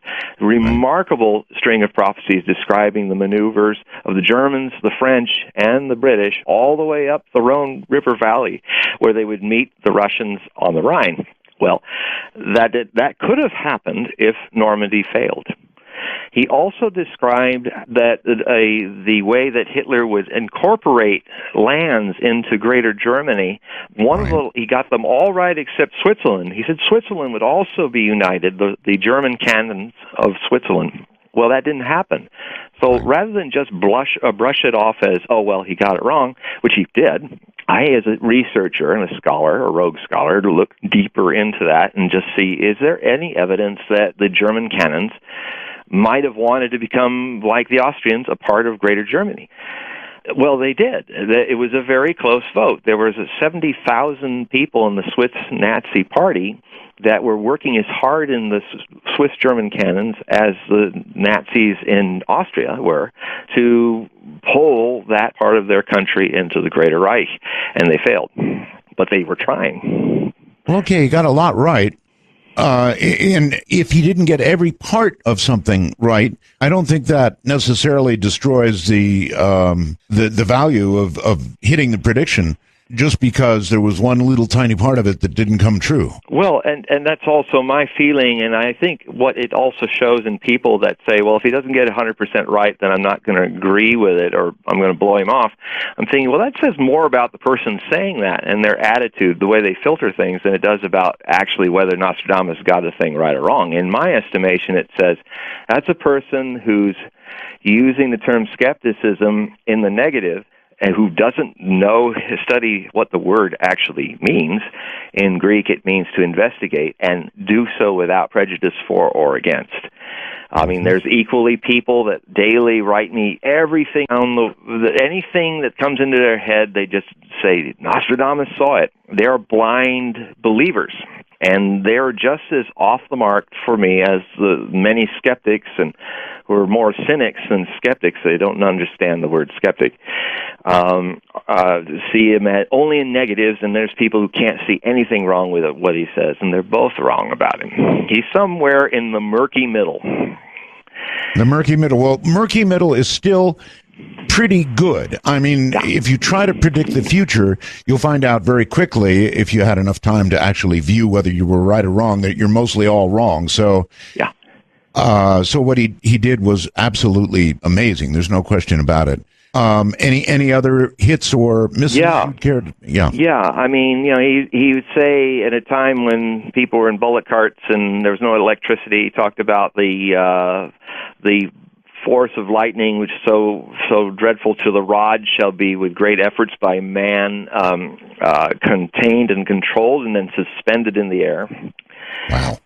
He talked about there'd be great air fleets in future battles piloted by half pigmen. You would hear their chants and demands on the very air itself. That's amazing. And so everybody understands, these were made in what time span, please? From 1555 to 1566. So that's some pretty good stuff, because you couldn't even imagine half of that then. Two great scourges would hit two city ports on the ocean with an invisible plague.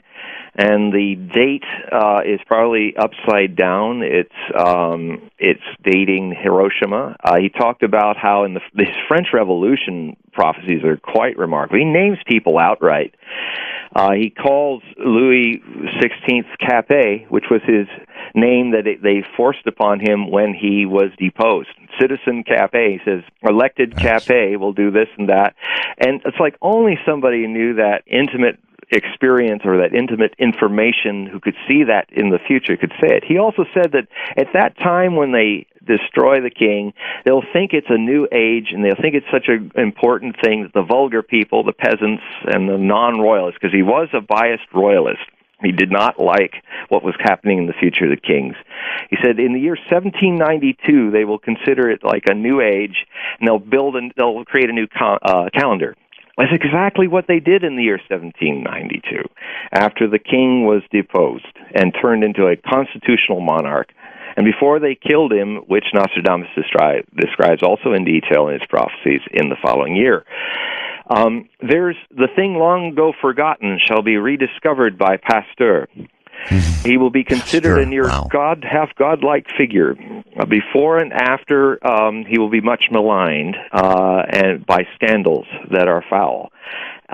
Louis Pasteur, and he also said in that prophecy this would take place when the current lunar grand transit comes to its completion. Now, if you're an astrologer, you understand that he's dating it to the end of 1889. So there's only two times that Pasteur is mentioned in the Bible. One's the pastor of Rome, so it's obviously the shepherd of Rome, in Latin, pastor. Right. That leaves one other person who did something in 1889, discovered something that had been long ago forgotten and rediscovered by a man named Pasteur. He does it in 1889. He's called demigod.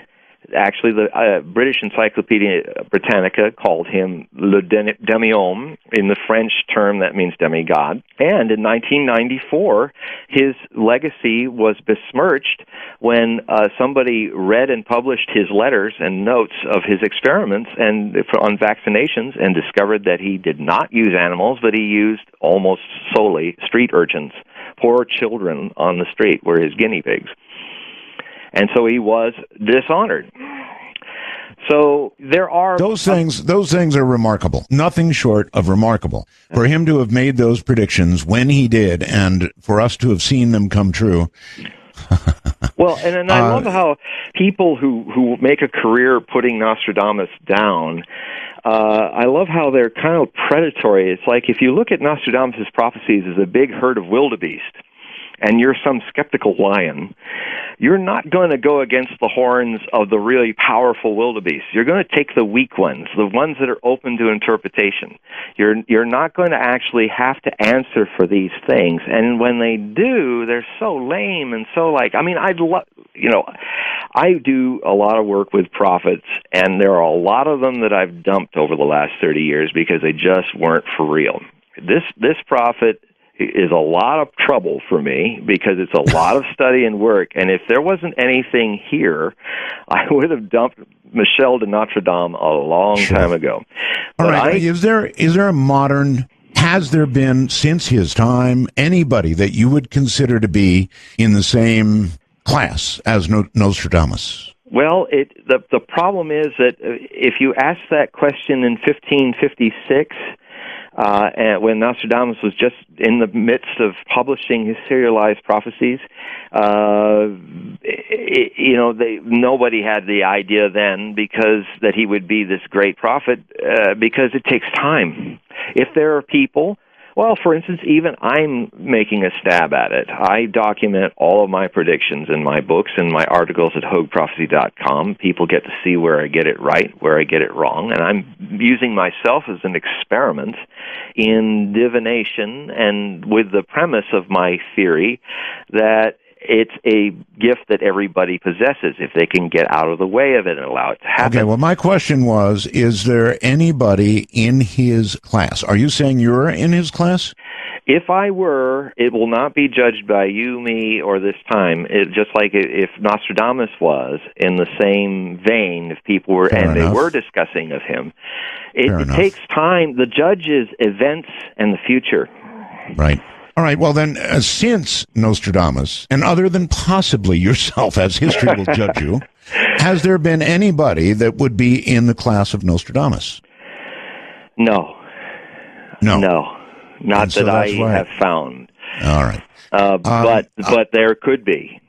It'll take time. But I have not, at this stage, looking at anyone, Edgar Casey, there have been some very good ones who have also done us the gift of documenting their prophecies.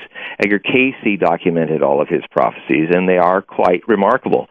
And so there's... I'm kind of surprised you didn't toss his name out. I want to move on to a few specifics, if we could. Okay. A super volcano erupting for years in the Arctic Circle? Yes, it's as large as the Arctic Circle. It's been erupting for years. I started writing about it in my almanacs, which I do at the end of each year for the next year. I'm working on 2014 right now, and it'll be out just before Christmas. I started writing about this in predictions for 2009, predictions to 2010, and 2011. And have been, once again, with 2013, 2014, I also talked about it, which is my most recent book. And it is basically this supervolcano. If it was something you could see because of what it's ejecting into the atmosphere, it would be a major alarm bell for the world. But because what it's ejecting into the atmosphere is methane, and because it is coming out of the vents, quote-unquote, if you will, of thousands and thousands of methane-laced lakes all across the permafrost ringing the polar ice cap in Russia, Alaska, and Canada, that when scientists go out on these lakes in the first frost in the Arctic, when the lake ice is clear, you can see the frozen contained bubbles in vast tracts of lakes. They poke one with a big iron stick, light a little match, and a 10-foot fireball comes out of it. Mm-hmm. These are happening 24/7 for years, and they, I'm afraid, are tipping the climate as we speak. Well, something's tipping it. Do you have any personal predictions about the climate while we're on the subject? Well, I have long stated, even on your shows and in my books, that the estimates of how fast this is coming are too cautious. And I'm unfortunately being proven right after 20 years of this, that it seems that science is now, as the data gets clearer, is seeing these things come closer. And I look at climate change. I predict that climate change for us will be even more significant planetary crisis that requires the whole world to fight it than Adolf Hitler was and the Japanese and Mussolini in World War II. Define what you mean by climate change. Means the world is warming. It is about to cascade into a warming event that, even though in prophecy, collective prophecies, there's a lot of prophecies that say that a sudden warm will actually bring an ice age. That's in prophecy. In many traditions, but equally there are other predictions that indicate the other timeline is that it just starts warming and we create artificially a Permian extinction, which is where just today, just actually an hour before I was talking to Art on Russia Today, they had a climatologist, Benson, from the University of Bristol, talking to Tom Thurman, I can't remember his name,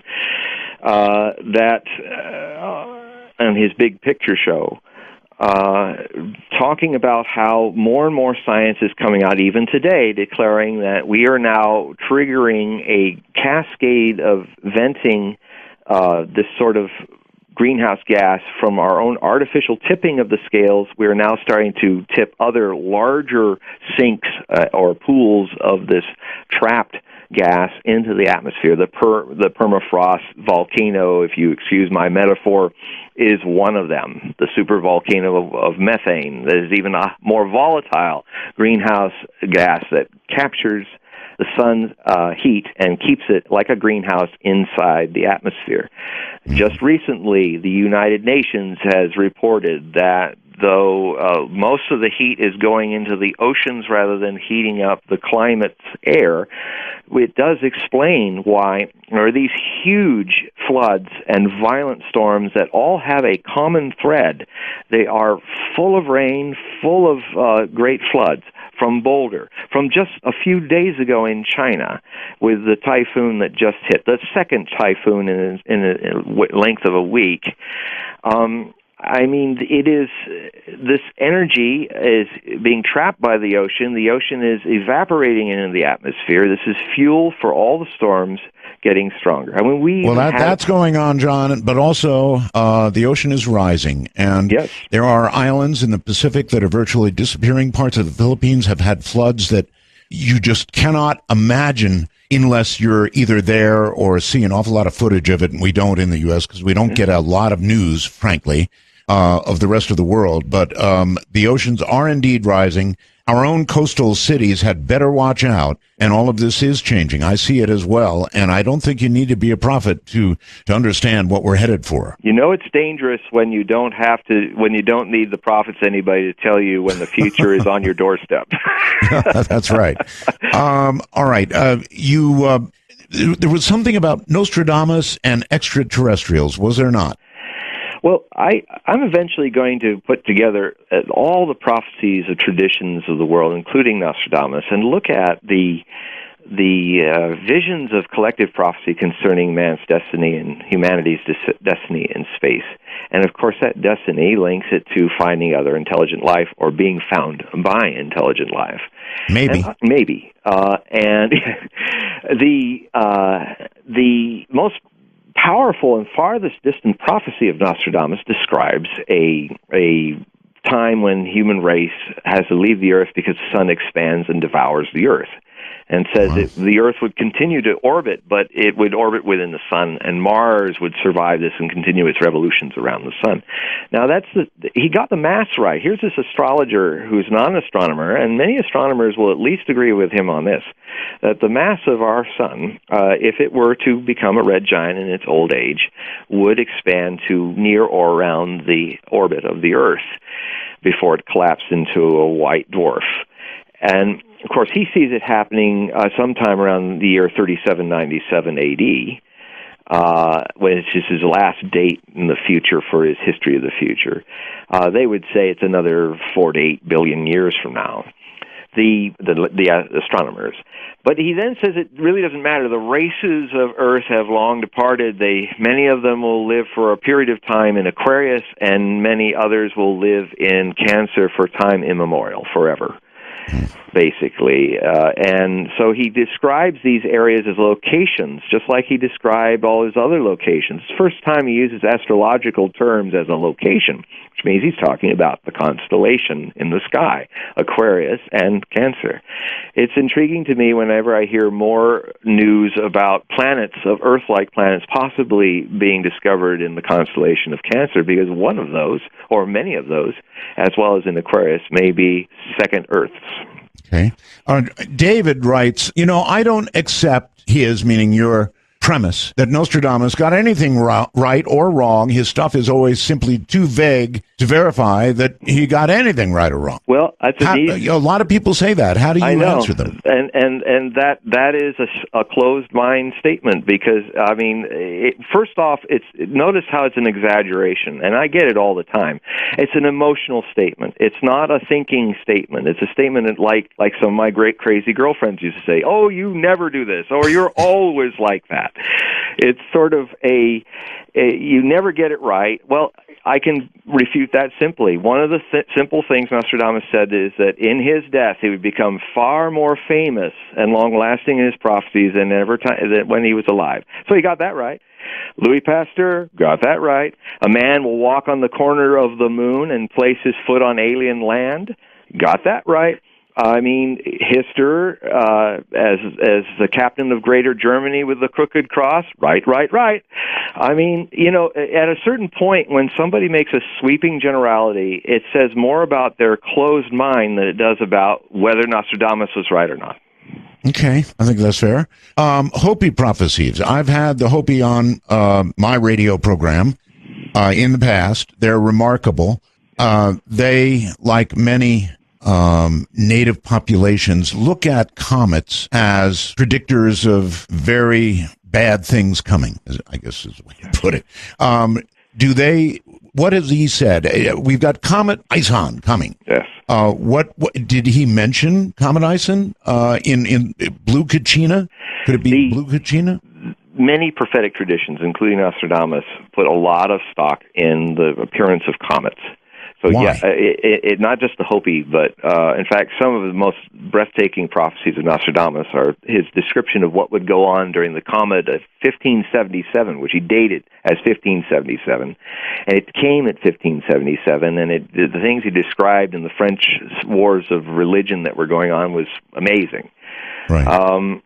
So he also talked about a great comet related to a great comet falling that's either a portent of an actual comet, or it's actually some spaceship falling out of the sky, like Columbia, or it's a missile falling out of the sky, because sometimes he describes a comet dragging a trail of sparks.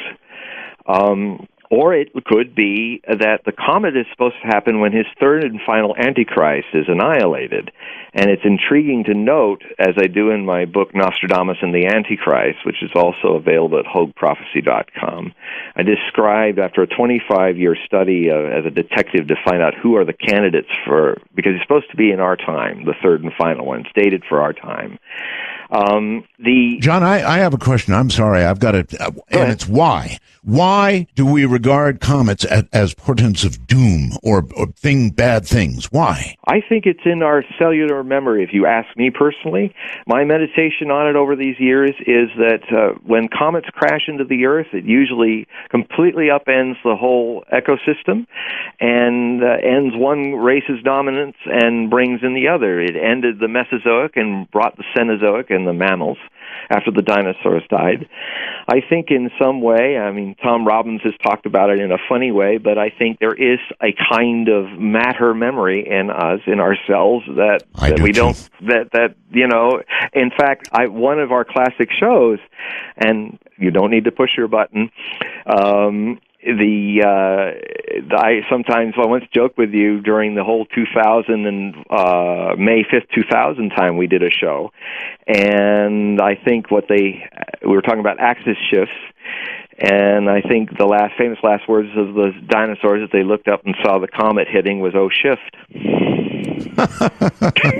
Yeah, I'm sure. And I too have said that I think that it may be in our genetic memory that something horrible happened, and it's embedded in us. We see a comet, and we kind of have a shiver of fear that is there for a reason. Well, and the strange thing is, call it coincidence or wicked coincidence or not, there is a whole lot of times when comets, like the Great Comet of 1812, even Tolstoy describes it in War and Peace, and Pierre, his main character, thinks it's an omen of good change. And it ended up being the year that Napoleon invaded Russia and burned down Moscow, fought the bloodiest battle of the 19th century at Borodino, and apocalyptic, but also great change and ultimately good happened from it for some people, the ones who won it. So I think also there's a deeper layer in us that we're afraid of change.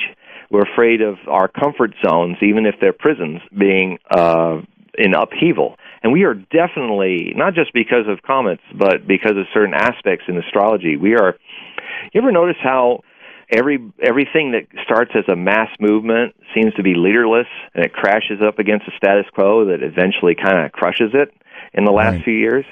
It goes clockwork with Uranus's square with Pluto, which in layman's terms means Uranus, revolution, but when it's negatively affected, squared, it's like a mob. It's a revolution with all the right ideas and aspirations, but it has no leadership, so it just crumbles against Pluto, status quo, and Capricorn. Police cops in leather, with APCs going up and down the streets of Boston looking for one guy, closing down the whole town. This cycle has been here before, 250 years ago, when Pluto was transiting. The last time it was transiting Capricorn, which gave birth to the United States and the U.S. Constitution. Well, not the U.S. Constitution, but the Declaration of Independence. And middle classes. The concept was born during the last transit. It comes 250 years or so again, and you see the spread of middle class is now going global. The middle class that was born at the time of the last transit is now in a midlife crisis in Europe and America, not knowing where to turn next and where it's going next.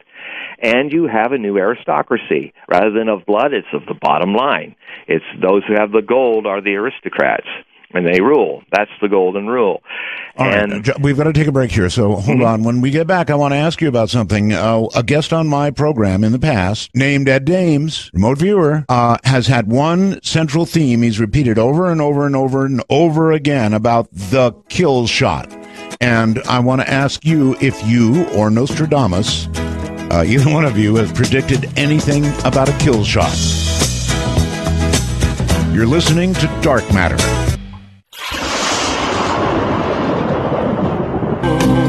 Dark matter, much like Sirius XM, is all around you. To beam up with us, please dial 1-855-REAL-UFO. That's 1-855-732-5836. Major Ed Dames. A lot of people go, oh, come on, he never got one thing right in his life.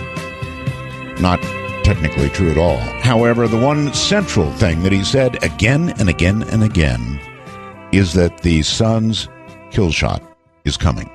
Now, I don't know. I know a few things about Ed. I know his history. I know he really was in the CIA's remote viewing program. And I know that's the central tenet of what he says, that this is coming from our sun. And scientifically, it is absolutely possible that the sun, which is very quiet at the moment, in fact, suspiciously quiet, will suddenly let go with something that could cause mankind to be suddenly extinct. Now, I wonder if there's anything either from Nostradamus or from yourself that would line up with any of that. Well, on the record, I'm quite a critic of Ed's accuracy over the years, but be that as it may, beyond Ed, looking at the subject, in looking into prophecy, one has to look at the continuing theme of fire in the sky. which could have two possible interpretations. You see it in the Bible all the way up to Nostradamus that talk about it. Now, a lot of that put together, all the traditions put together and the things they go on to talk about, seem to describe something more like a global climate change warming event to me. But as a scholar of prophecy, I can't rule out that a fire in the sky could be the sun having exactly, and you're correct, and so is Ed on that matter, but that's a matter held by science, not by predicting it, that the sun could suddenly explode into what he calls a kill shot. It may happen or it may not happen. It could be a gamma ray burst from some star neighboring us. That also and like so much of what Nostradamus said, history will judge. And because it didn't happen last year or the year before or whatever, doesn't mean it's not going to happen. And, he's seen this vividly again and again and again and again. History will judge, not us. Well, certainly that is true for all of us involved in interpreting, and in fact, all prophets are interpreters of their own visions. And a lot of times, prophets, even the best among us, misread their signs. And because I think what's more down-to-earth and valuable about the study of prophecy is that it really exposes us to what we project, what we hope, what we never get right in some people's minds, and then in other people's minds we never get wrong. Both are too extreme. But it says something about the extreme belief systems of the mind. There are prophetic traditions that actually work very hard to be self-fulfilling. It says a lot. Prophecy, actually, its subplot is a study of the human mind and what it projects. Okay. All right. Any other, from your point of view now, or from you, John, I would like any other predictions. We're going to open the lines here pretty soon for you, but I would like your predictions for, if you have them, the near term. Well, in August, released a book called Predictions for 2013-2014. Which is the first time I strayed from the annual almanac to actually comprise a period in astrology which I call the breath before the plunge of quickening history. And it's a period that started May 1st, and it ends in the final weeks of December 2014. And basically, it's a period that takes us right up to the mid-decade where we have this opportunity that's granted especially to the United States and Europe because of their aspects with the transit of Saturn through Scorpio, which in layman's terms mean this is all of the Saturn in Scorpio rules inheritances, corporations, money, taxation, death and transcendence.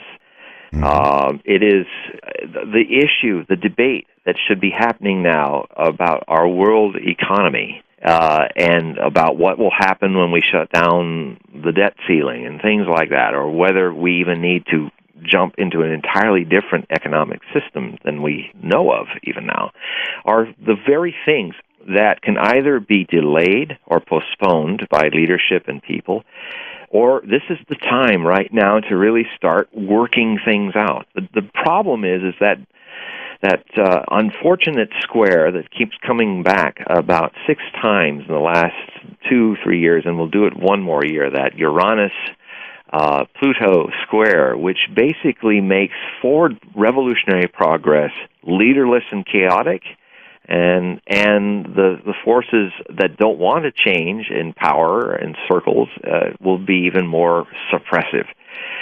Can you give me actual predictions, John? For one thing, I don't think we're going to do a lot of reforming. And I think that we are probably heading for the bubble bursting in China in the year of the horse, which is next year. The bubble bursting in China. Describe what you mean by that. The real housing bubble will burst in China. Okay. But this will also happen around 2014, 2015. China will have its own reserve currency that will compete against the U.S. dollar. We are going to see a greater and greater inference of floods and extreme weather, that extreme winters and extreme summers. The only thing that you will say is constant is that it's not natural. And there is, fortunately, some awareness that's beginning to happen in the circles of the United States power. I also said that the next 3 hurricane seasons that New York and Washington, D.C. are going to be visited by hurricanes as significant, if not larger than Sandy, in the next 3 hurricane seasons. My past time at doing that was in 1998 when I got on Sean Hannity and Colm's show after production. Actually, it was 99. I wrote it in 98 for a book called 1000 for 2000 Startling Predictions, where I said the first 5 hurricane seasons in the new century, one of which would see either Miami or New Orleans destroyed by the first superstorm hurricane. In the 5th season, Hurricane Katrina hit, and although it didn't destroy New Orleans, it definitely flooded it. And close enough. Yeah, so when I haven't done one of these seasonal 3 seasons, 5 season things until just recently, so I hope I'm wrong. But if there's some good to come out of this, the other thing I predict is that if this tragedy should hit Washington or New York again and redouble the damage, it is at least hitting those nerve centers where I call it a greenhouse Pearl Harbor event in the book, that the Pearl Harbor awakened the sleeping giant of America in the last cycle of crises, which was back in the late 30s and 40s. We are psychically in that new crisis, global crisis period again, and the enemy is stupid, and it's the consequence of a climate change more than anything else. It's running out of control from our abuse of the earth. And now the earth is waging war on us. And we've met the enemy, and the enemy is us, and it's in us. It's not us, but it's our habits, and I define that as stupid. All right. Well, a lot of people are going to say you're stupid, John, because you're talking about climate change, and climate change is stupid because it's not getting warmer, it's getting colder, and there was a recent report that said it's getting colder, and so the whole thing is stupid.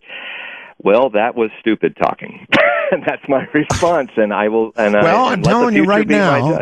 I'm telling you right now. I watch messages, as the show progresses, and as soon as the words "climate change" come out of your mouth, you might as well light a firecracker and throw it in the middle of a crowd or a stick of dynamite. Climate change, climate change, climate change. Okay, there's 3 firecrackers. Yeah. Well, trust me. Yeah. I'm right about that. I know you are. All fired up. It's not just you, Art. It's my own. You should see what I'm seeing on my screen now. This has been going on for years. You go against the wind of what people want sometimes with prophecy, and it's part of the occupational hazard that you will get people who will wildly love you for stuff because for a while it matches their biases. And then you'll get people, because you're not living, your prophecies aren't upholding their hopes, it's upholding their fears, they'll hate you for it. I know. That's part of it. You got, if you got, this is a you've got to get kitchen. Thick skin. You've got to learn to live with it. Is what you've got to do. Yeah, and I embrace it. It's my karma and freedom to be in this field, and I get it even worse because I make political predictions that get everybody upset with me. I know I'm doing my job when I get all left, right, and center upset with me. I've made presidential predictions since 1968. They're documented. I'm now 12-0. You want to make one now? Is it going to be Hillary next? I'm still not there with it yet. I usually make that prediction about 18 months in, and I am still delving into it. I think it hinges a lot on what's happening next week with the shutdown of the government turning into the debt ceiling thing, and whether that creates a backlash for the midterm election primaries that might actually... Wait a minute. You're saying that you're waiting for events to show you who's going to be up and who's going to be down. No, that's not good in prediction field? Well, no. All right. Now, come on. You gotta look at my website and see that when I made the prediction that Barack Obama... I've got you here on the phone. I don't need a website. I know. I've got you. Okay. It's like saying my book. Well, let me speak. Sure. If you go to HogueProphecy.com, in 2007 March, I described who would be president and how the 2 people that would run and how one would lose it, Hillary, if she didn't deal with her Iraq war stance, and Barack Obama would use that to come to power too soon. and he would be not ready for the job, and because his destiny was to be president in 2012. Now, I've been saying, documented on the thing, that I have a very strong feeling that you will see Hillary try again. Although I think that's waning, I do think Jeb Bush has got a greater chance, and I do think it will be a Republican in the next period. I'm just not clear yet. It's like, I understand the bias. You have it, everybody has it. It's like, push a button and give me a prediction. If I were doing this, I could do that for you. But I like predictions. Everybody doesn't. One thing about Ed Dames, even though he's wrong a lot, he sticks his neck out and he makes the predictions. I guess. Well, so do I. And I even documented. Okay. I even documented in writing. Well, I mean, Ed's are too. They're on the broadcast, so they're But you can look at my documentations, and you'll find that they are about 80% right, where Ed's are not. All right. Give me a sense of your 80% hits. What have you been right about? 12-0 on the predictions for presidents. I make the prediction at least 18 months in print before the election. I base it on the popular vote. And so that's one. That's 12 of them right there. I predicted in this book, 2013-2014, that using the astrology, I said there would, and I said this in early April of this year, I said there was going to be a chemical weapons attack in early May and late May that would be used as an excuse to try to get into Syria for NATO. I'm sorry, you made that prediction when? Yes, I made it in April 10th. April 10th. And it happened at the end of April, and it happened at the end of May. I then reminded people at HogueProphecy.com, because I had made it earlier, that these things had happened. I also predicted that there would be the most significant period of danger in Syria would be around end of August into October. Fortunately, that did come, but we averted that for now, because it's not written in stone. One of the things you do when you make predictions that millions of people read is you actually start changing the future. I mean, I have people even in Obama's cabinet that read me, and the CIA, and other places. How do you know that? Do you think I'd tell you on a public line? Why not? Well, I mean, why not? Sure. I think it's obviously why not. Just whisper it in my ear here.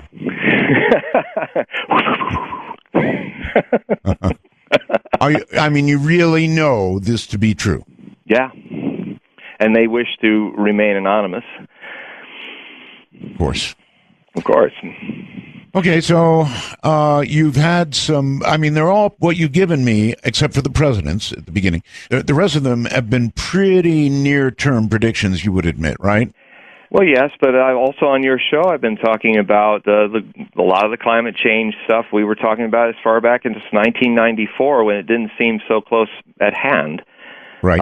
And you can go back in your archives of all the shows and see all the times that I have stated a lot of things right out there that did happen. You also see the things I didn't get right. You want to name a few of those? Well, I think me and the previous Pope, John Paul II, hold the record of trying to predict his own end and get it wrong more than anybody. I mean, even John Paul II believed he was going to die in the year 2000. This last Pope stuff? Yeah, and so Pope. I was completely wrong about that. Uh-huh. And, so that's one that I can think of at the moment. All right. I'll tell you what. I want to open the lines and allow some people to ask questions. How would that be? That sounds fine. All right. So back in Washington, open the lines. And hold on, because we're going to take a break here. You're listening to Dark Matter, raging in the nighttime. I'm Art Bell. Happy to be here. And I predict... When I think back on...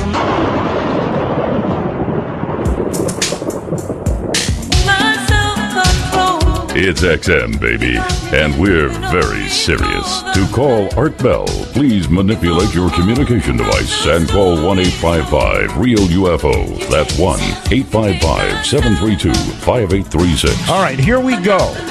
Now, here's the deal, folks. I've got a little screen on my left. It's very handy, in which people send messages. And they've been coming after John Hogue like crazy. So... if you've got the guts for it, do it in person. If you've got something to say it in person. Let's see. Truck 2086, retired 41. K. Gamble. David. And on down, reading down the line, some of these people, if you can type it, you can say it. So here are the numbers. Right now, the lines are open. 855-REAL-UFO is a number. 855-REAL-UFO. Or 855-732-5836. These are toll-free lines, so it will not cost you a penny to extend your point of view right here on the radio. This is your opportunity. My guest is John Hogue. He talks of Nostradamus and, to some degree, of his own predictions as well. All I'm saying is, if you have a particular point of view, and as I read, clearly you do, let's see if you can't bring it onto the phone lines and confront John directly. John, do you think you're ready? I bite back, just to warn you. No, it's okay to bite back. I mean... Oh, yes. Well, no. I'll keep it clean. But it's like the story of when this dog was running after me barking, and said, "Oh, don't worry, he won't bite." And I yelled back, "But I do." No, it's fine. You can bite back. They're Double bite, Scorpio, so man. Feel free to bite back, just as I mentioned, and this goes for the audience too. Keep it clean, but intellectually, take a big bite. Here we go. Dark Matter, you're on the air with John Hogue. Hi there. First of all, Hi. Art, you sound great. It's great to have you back. Thanks for coming back. Really appreciate it. Great to be here. Thank you. You guys were talking about Last Pope just briefly. That book is just for the biographies on the popes. It's still worth it today. I think nobody could have predicted what would have happened after 1999, 2000 that may skew the prediction there. But the book for the history of the popes is really worth it. Are you speaking about my book? Yeah. Oh, all right. Yeah, The Last Pope, The Decline and Fall of the Church of Rome. Yeah. Yeah. The question that I have for you, John, is not so much who's going to... It's an American political question, and that's, do you think we're going to see, this election cycle, not the midterms, when we get to the presidential, are we going to have two parties, or are we going to have three? Are the Republicans going to throw the Tea Party out, and we have three parties, or are the Republicans going to be able to swallow and manage this Tea Party problem, and we're going to have our regular binary choice, or is it going to be a three-way choice? Oh, no, I think that's a great question. John? Yes, and I finally can get an opportunity to say something very distinct and unveiled. Yes, there's going to be a split. I've been writing about it for 3 years. And I have never considered, and I'm a former Republican. I've never been a Democrat. I have, in viewing the future, I've always thought the Republicans had made a kind of Faustian choice to bring in the Tea Party so that they could attempt to take back the House and the Senate. The thing I've always cautioned the Republican Party is that the price is that you have to follow the Tea Party's view. And this is, I've always said the Tea Party is its own party, and I think in its own evolution it needs to actually become its own party, and it will. You're predicting that is going to happen? The Tea Party will split from the Republicans and become their own party? Yes. Wow. I guess that's possible. We'll certainly write that down as a prediction. Yes. My goodness. All right. Dark Matter, you're on the air with John Hogue. Hello. Good evening, gentlemen. How are you? Just fine. I'm good. Great. Great. My name is Kelly. I'm a sensitive, and I have a question mainly about the Mayans. A lot of people that, in my opinion, have I guess, researched, the Mayans. They thought that the world was going to end around the year 2000. Of course, that wasn't true. They never predicted that. Right. So here's my question. They talked about it in a 25,000-year cycle, as if every 25,000 years, some sort of big thing is going to happen. Well, actually, sorry, just to interject. Sure. Yeah, and we'll go back and forth. Definitely, but I just got to qualify that the 13th Bacchus cycle is a little over 5,000 years, and the concept of 25,000 years is often coming from what I would call the gringos from the north, who even some of them even try to say they're reincarnated Mayan mystics who have made quite a run on books on this subject for about 3,000 titles in the last 25 years. Right. I made a point to wait until 2012 was over, and then I wrote my book, Nostradamus 2012, The End of End Times, a month afterwards to say, what happened? Sure. That makes sense. So I guess going a little bit further into my question, being a sensitive, I've been feeling some really strong energies, I guess, is basically the only way to put it, about something is going to happen here pretty soon. Yes, it could be, the global warming. It could be anything. It could be a culmination of all of the things together. So here's my question. What do you think will happen in the next, say, 10 to 15 years when it comes to people becoming enlightened, people understanding what's really going on, the fact that we're really destroying the only planet that we live on, and what do you think we can do to fix it?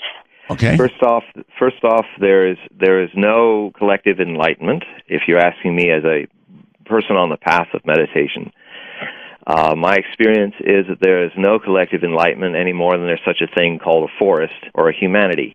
These are tools of communication that we have turned into identities that makes us ignore the real source of enlightenment, which is one individual at a time. Now, so we're not going to wake up one morning and all sing Kumbaya and be holding hands. No, because the very nature of the mob psychology is unenlightened. It tends to look at how masses of people behave. Do you see an army of Jesuses, an army of Buddhas, an army of Muhammads? You might see an army behind Muhammad, but Muhammad's all alone. Buddha came alone. Jesus came alone. The great teachers have always been on their own alone. They may gather a multitude of followers and even be the cause of religions being created. But the very phenomenon of enlightenment is alone. It is here now and only with you and nobody else. Now, okay, so answer is you don't see if the strange paradox, the cosmic joke of this is, if enough people take on the responsibility of their own self-awareness, and there's prophecies that look at this, you will see as a symptom of more and more people working on themselves a change in consciousness. But if it's sought, if people work on themselves to change the collective, that's another subtle form of missionaryism. And it doesn't work that way. Buddha didn't go out into the forest to find his enlightenment so he could help the world. He wanted to find out how he ticked, and then ended up later being a bodhisattva, a person who helped others. But he did not go out there so that he could aggrandize himself as some Mother Teresa or something. All right. Dark Matter, you're on the air with John Hogue. Hello. Hello? Yes, hi. You're on the air. Hello, Art. I got a question for John. Sure. John, since you're a little kid... Yeah. Right. I think that was an attack. It was some kind of an attack, John, but it was not well executed because the you usual couldn't hear moronic flam. Yeah, he said something dumb, and unfortunately, he didn't say it clearly. So, que sera. You're on here with John Hogue. Yeah. Hi, Art. How you doing? Okay. This is Jim from Southern Arizona. I want to say you still have a spring in your voice. Thank you, Jim. And I think that's the result of doing what you love to do and do well. So, and I think those young ladies in your life are really, a daughter does miracles for people. It did for me later in life. Right. They do keep you. So do you have a question for John? Yeah, I wanted to ask John. I'm incredibly impressed by your research ability, and I just wanted to know: do you regard yourself kind of as prophetizing or prognosticating, or your research ability and history does repeat itself? Do you regard yourself as just a really gifted researcher, or do you think that you do have a little more insight than the average? Well, the answer is yes, And yeah. Okay. In other words, it would be my view, for whatever it's worth, that John started out as a Nostradamus scholar. And I think now, John, if I'm listening to this and hearing it all correctly, has begun to think of himself as a prophet. Okay, well, I'll agree with that. I'm a Buddhist myself, but I think that he's very gifted in what he's looking at. Well, here's the thing that happens, I think, to explain how this evolution from my own side has happened. It's a subjective science. It's about the subject. It's about the person who makes predictions. And if one goes deep into prophecy, one has to, at a certain point, encounter the mystic theurgy inside oneself. One has to start. It's just like if I were an expert on love, but the strength of my expertise was that I never loved anybody, but because I could then be objective and look at love from afar. In the more subjective world of life, that would not qualify me to know through experience anything about love. If you're going to know about something as subjective as prophecy, you have to immerse yourself totally and deeply into it. You do have to become your own Nostradamus. Agreed. And I would say, Art, I would beg that you have this gentleman on for the New Year's show. And I don't necessarily count him amongst the 100, but I love the ant and the ding ding ding on the predictions. And yes, let's put him to the test. Okay, well, we'll do exactly that, and we'll also do, of course, predictions. We do that every year, John, for the coming year, predictions for the coming year. And a remarkable number of them actually turn out pretty well, frankly. Well, by the time we do the show, I should have my about 36,000 words of predictions for you. I'll probably have it done around the 15th of December or no later than on the winter solstice. I see. All right. Well, I'm still waiting for these people other than that one clown that came along and didn't say anything meaningful at all. Yeah, where are all you hit and runners? Listen to me. If you've got, the hit and runners, I don't really want hit and run. I want somebody to come on here and say, look, something like they're selling. Well, all right. They're trying to sell me on this screen that, he's just selling his books. He's just mentioning his books again and again and again. He's mentioning his books. Well, all right. You want to say that? Say it here. Yeah. And then I actually have the guts to come on here and say it. You're on the air with John Hogue. Hello. Yes, hello. Hi. Hi, Art. Yes, it is. Hi. Double Roswell's from the great state of Texas there. Thank you. I got a question there for John. I'm a Christian. I study the Bible a lot, and I was wondering, have you ever studied the prophecies in Daniel and Revelation? Yes. Okay, specifically to the king of the north and the king of the south. What are your thoughts there? Well, in context to what? Well, what's happening now? I know the king of the south and the king of the north there's a history behind it, and you can go and you can match them up with Israel and things that's happened in their past.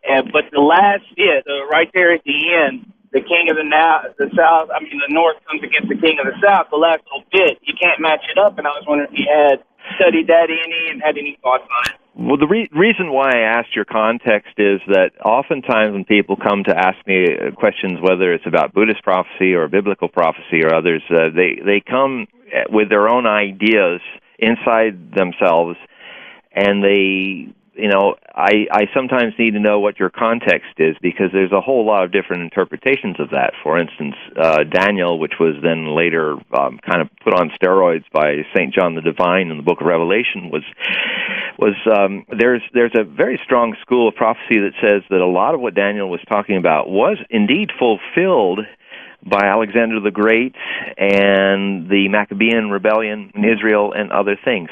Similar, there's a movement in Christianity that also sees that the book of Revelations is a metaphorical prediction for events that happened up to the sacking of Jerusalem by the Romans, and has nothing to do with our future. One of the most important and powerful evidences of this is Revelation 13, which talks about the number of the beast, where John, who is either the apostle or one of the many Johns in early Christianity, there's still some dispute about that, basically wanted people very badly to get this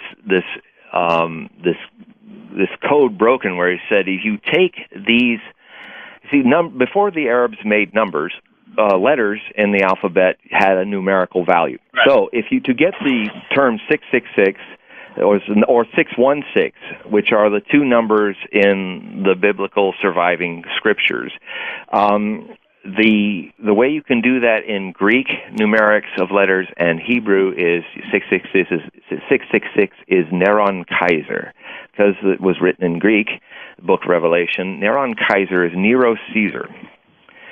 That is the name of Nero, and that is the man who's supposed to be on the coin.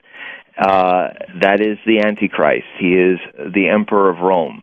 The 616 version of the book of Revelation actually looks at spells out Neron Caligula. Now, Caligula was also damned by a lot of Christian mystics and Jewish mystics because he attempted to build a temple of Jupiter in the holiest of holies, in the shrine of the temple in Jerusalem. All right. We need to hold it there, and we need to keep these fairly short, John. We have a lot of people trying to get on. Somebody named Hollow Mountain says, come on, Art, you're not challenging him on anything. Nonsense. I've challenged him on all kinds of things. Hollow Mountain, I think your name should be Hollow Head. unless you're willing to come on here and intellectually defend what you're saying, then don't send me any more messages. I want to hear from you. The number is 855-REAL-UFO. Easy number. You're on the air with John Hogue. Hello? Hello. Hi there. I'm sorry? I said, ¿Cómo está Cana? ¿Cómo está? Está bien. Anyways, my questions, I had two. One was if he thinks maybe Ted Cruz has any chance of maybe becoming a presidential candidate for the 2016s. Man, candidate, yes. Third party. But a president. Maybe no. of that third party he talked about. Yeah. Right, I just thought with maybe, some of the stuff he's done lately and just, might put him over the top like Obama did in the previous. And then my other question was about Earth changes. Just, I'm not a big believer in global warming. I personally think it has more to do with the way the world works to begin with. But I've always been interested in the predictions of Earth changes and leading up to the end days. That'd be me. Okay. So for the first thing, yes, Cruz will definitely be a candidate, but so will Rand Paul and Mario Rubio. And for the second question, it wasn't really a question.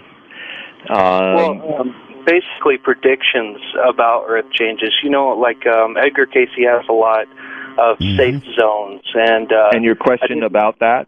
Would Nostradamus' predictions about safe zones, what are good areas to live in? Okay. It is a common question, and prophecy does describe a lot about that. I know that in the prophecies of the Mormons, it's one of the reasons why Utah was chosen as a safe place. It would have been very interesting if Mitt Romney had won, because we would be talking a lot about these fascinating prophecies that Joseph Smith created before he died, or assassinated and martyred, that sound very similar to the breakdown of the government, and that basically the people in Utah take his prophecies very seriously in the Mormon Church, and they are preparing what they feel is a safe haven for their view of the world being sustained after the chaos. This is I know where there's a safe haven, John. Yes. It is beyond the city of the gaudy lights. It is the hump city. Rump. Par excellence is the rump, said Nostradamus in 1655. Yeah, are there actually? Can you actually give me a location that Nostradamus would consider safe, or you consider safe? With behind the wandering mind is the only safe place. Yes, the Noah's Ark of consciousness. Where is that? It is in consciousness. It is the witnessing. There is no safe place in a world that's about to enter a planetary crisis, unless you live on Mars, which is a little hard to do. There are volunteers. Yes, well, right. I'm here. If they could find a beach, I'd go there. But it's all a beach. Anyway, if you ask me, from looking at the different places, I would say that there's no safe place but intelligence, because that will make the need of us to hide from stupid disappear. All right. You're on the air with John Hogue. Hello. Hello. Hi, Art. Roswell. Thank you. I've noticed that Nostradamus made a statement about the sun, and I think the Bible actually supports that in Revelations. It says death and hell was thrown into the lake of fire back forever up. and ever. I'm sorry, back up. What did Nostradamus say? Well, we talked about 3173, where the earth would be enveloped by the sun. Okay. 3797 A.D. Oh, okay, I'm sorry. It's in the preface of Nostradamus' Prophecies, yeah. But basically, the Bible seems to say the same thing, and probably less, more obscurely. So then it's death open and to hell, where interpretation. death occurs on the earth, where hell is located beneath the earth, and the lake of fire, I would assume, would be the sun. So therefore, the lake of fire the earth would be thrown into would be the sun. Well, it's an interesting metaphorical idea. I've never heard it quite that way. That is interesting. I don't think that's probably was intended in the original scriptures, but it's like we're all like picking straws in the future. So maybe that's what the lake means. Maybe. All right. Hold on. We're at break time here. Come get it, folks. Come on. You want a piece of John? Come get it on the phone. You got the cojones for it. I'm Art Bell. This is Dark Matter. You get a shiver in the dark. Dark matter, much like Sirius XM, is all around you. To beam up with us, please dial 1-855-REAL-UFO. That's 1-855-732-5836. Check this out. Says, Art, please, no more calling Canadians tasty. It's becoming offensive. And it was written by somebody who calls themselves Tasty Canadian. Oh, my. And they think the pen is mighty, huh? John Hogue is my guest. We're talking predictions, both those of Nostradamus and those of John Hogue, and actually those of callers as well. So let's get back to it. I said come get him. If you really have something to say it directly to him. You're on the air with John Hogue. Hello there. This is Derek in Arizona. Hey, Derek. Hi, Derek. Hi, Art Roswell. I hope you're not tired of hearing it. No, it's just a shortened way to say welcome back and all that without saying it. I understand. I think it's a good idea. Thank you. I have two questions for John. The first one is, what is the most long-reaching or the furthest out prediction that you have that you're comfortable talking about? Okay. Wow, let's see. Wow. Well, yes, the five evolutions of human politics that will expand the next 1,000 years. Sorry, I didn't mean to laugh. No, it is kind of a... It's laughable. Yeah, that's a huge... I'm sorry. Politics. It's a huge expression almost. Yes, I'm developing a book on it. A lot of people think... Everybody in their own time thinks that whatever they have attained is the peak. In the end, it's kind of the hubris of every present period in history. But I look at what's beyond democracy, and there are, in prophecy, 5 major evolutions of politics in the human race that can take 700 to 1,000 years into the future. Wow. And the first, of course... I would like to know, what is beyond politics? Lay it on us. Beyond democracy. Democracy, I'm sorry, yes. Well, I'm ready. I'm ready for something better. I think a lot of people What is it? Yes, what is it? What is it? What is it? Okay, the first thing is we don't live in a democracy. We will confront the fact that we live in a mobocracy, where the mob rules, and that usually leads inherently into a period of fascism, which I've been talking about. If it's not democracy, I'm sorry, John, if it's not democracy, how can we get beyond it? Huh? I'm I know you want it quick, but you guys keep asking profound questions. You're going to have a little patience. But you're making a profound. Wait a minute, you're making a profound. I can't talk. If you keep talking, I can't. I know that. I can't go through the process. I know, John, but you destroyed your own premise by saying what's beyond democracy, and then you said we don't have democracy. No, yes, you did. No, let me finish my sentence. Go ahead. I am laying out a picture. You guys want it freeze dry, and I'm going to talk about 1,000 years of political evolution. Give me at least a minute of that 1,000 years so that I can bring this down to an understandable form rather than talk for 100,000 words.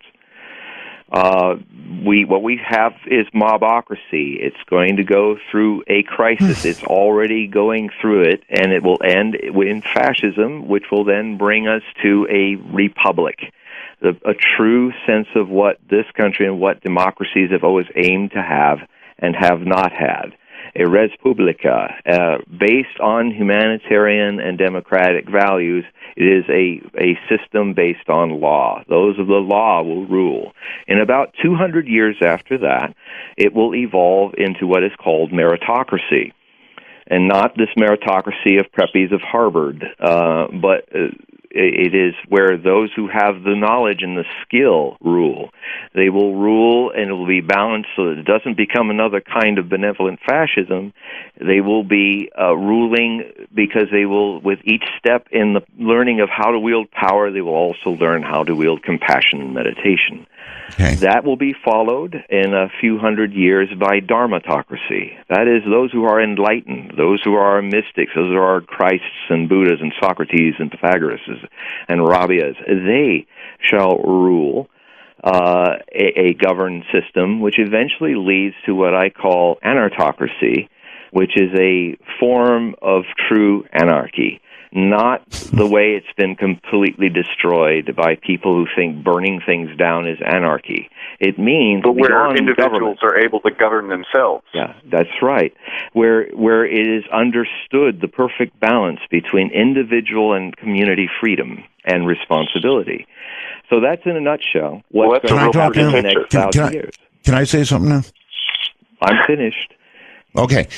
You said earlier that we would never get to a great enlightenment. Now you've just told me that we're going to have a period of governance that is of great enlightenment. That's what you heard. I was answering that woman about the period of 15 years. Okay. And all right, so not further out.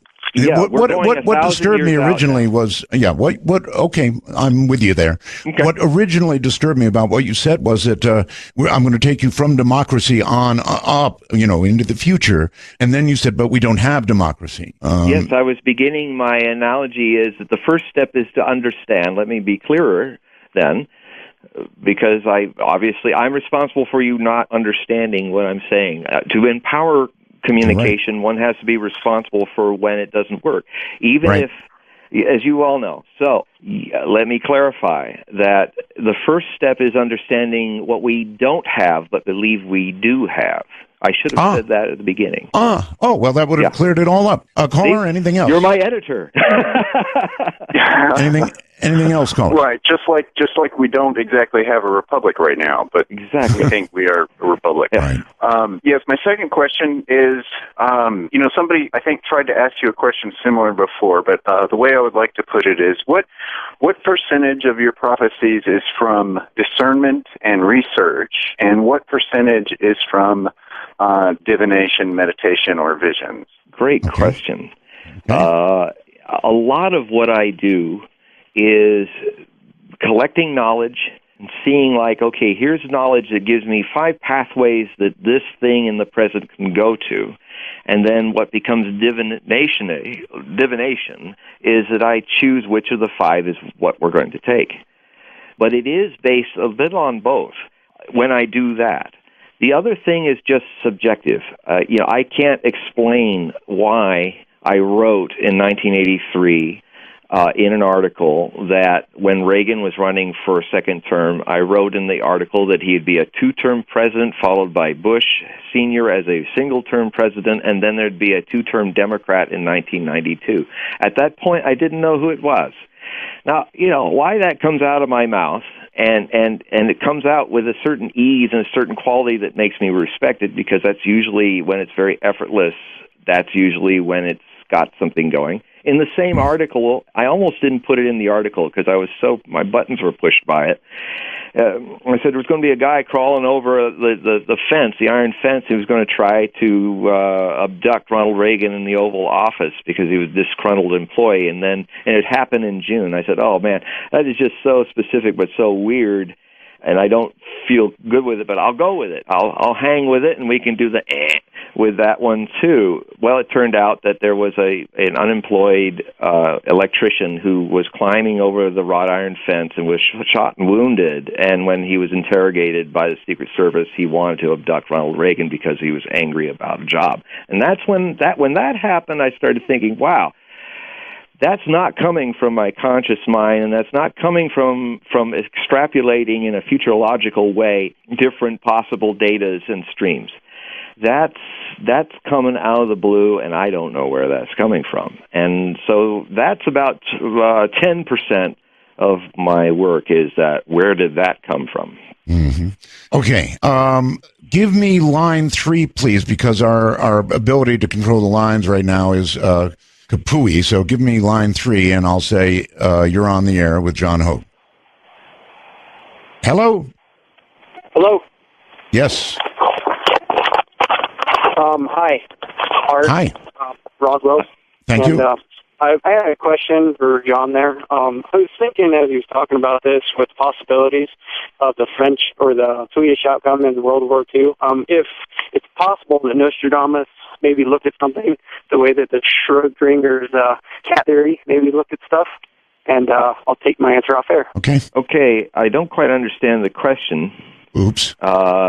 It was kind of... That's too bad, because he just went away. So yeah, I know. I was going to try to catch him before he did it. I think if I understand the question... Well, here's what I understand, and I'll just go the best I can with it. One of the most important ways to get into Nostradamus' head is to think like a Frenchman.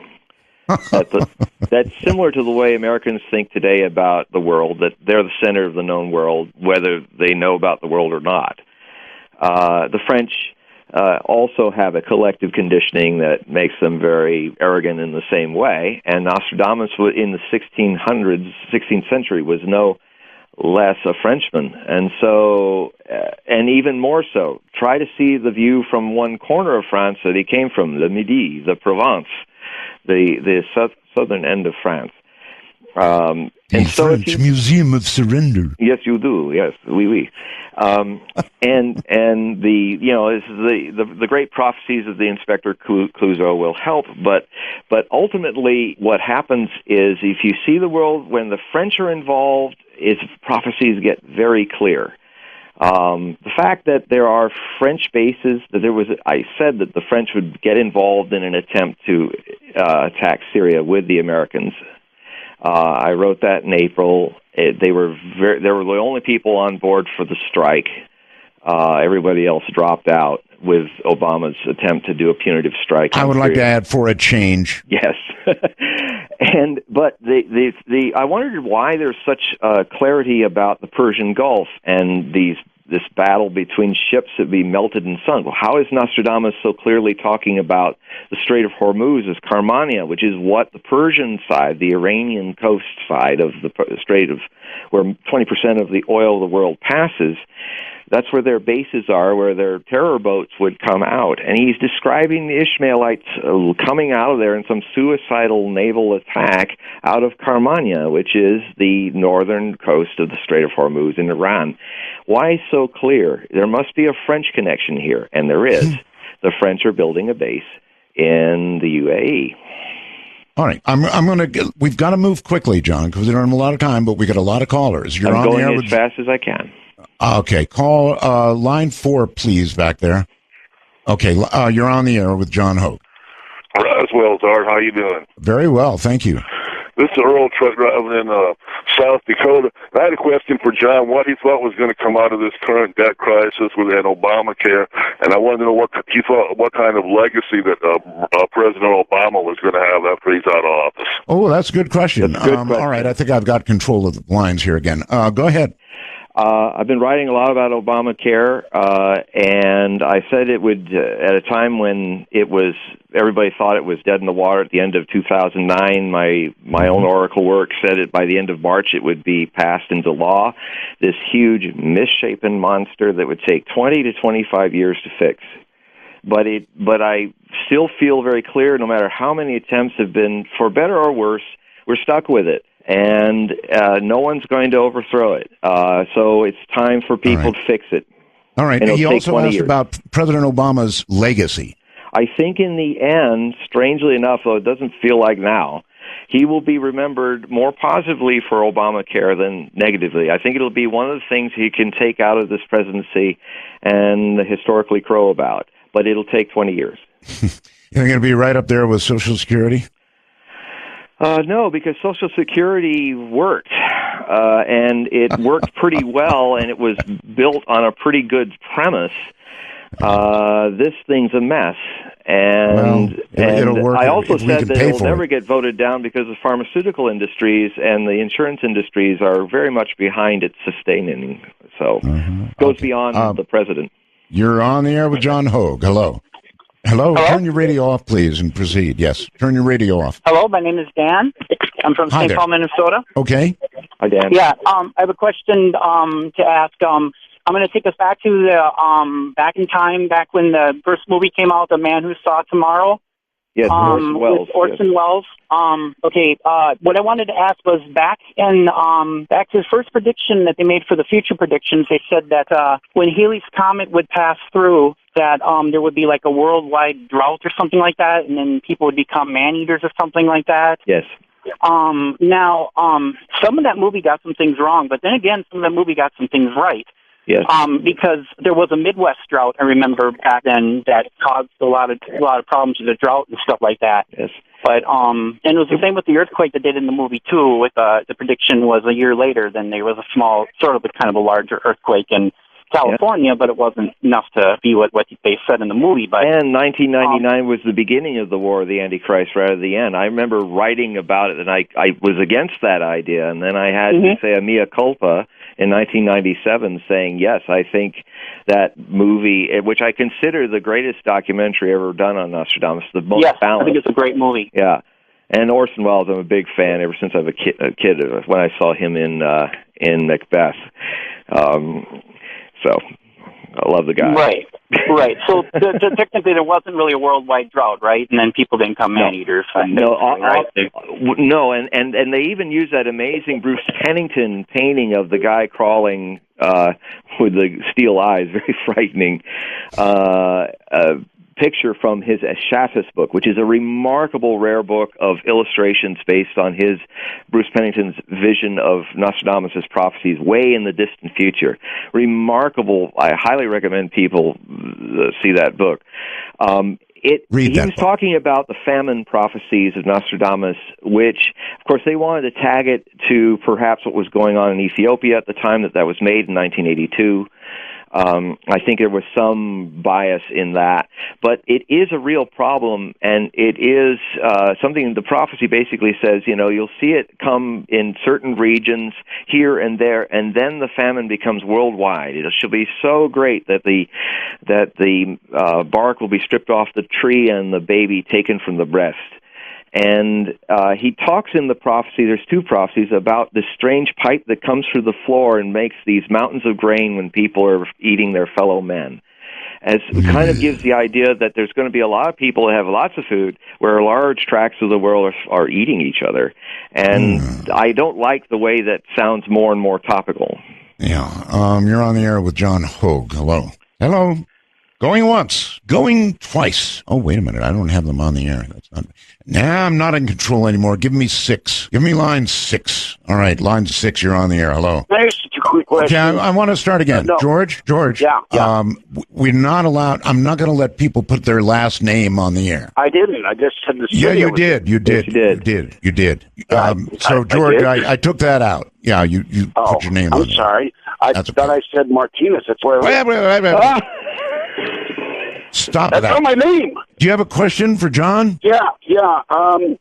I have about 500 paranormal books on my bookshelves and about 20 on Nostradamus, and none of them agree with each other. What makes you think that you're right and the other people are all wrong?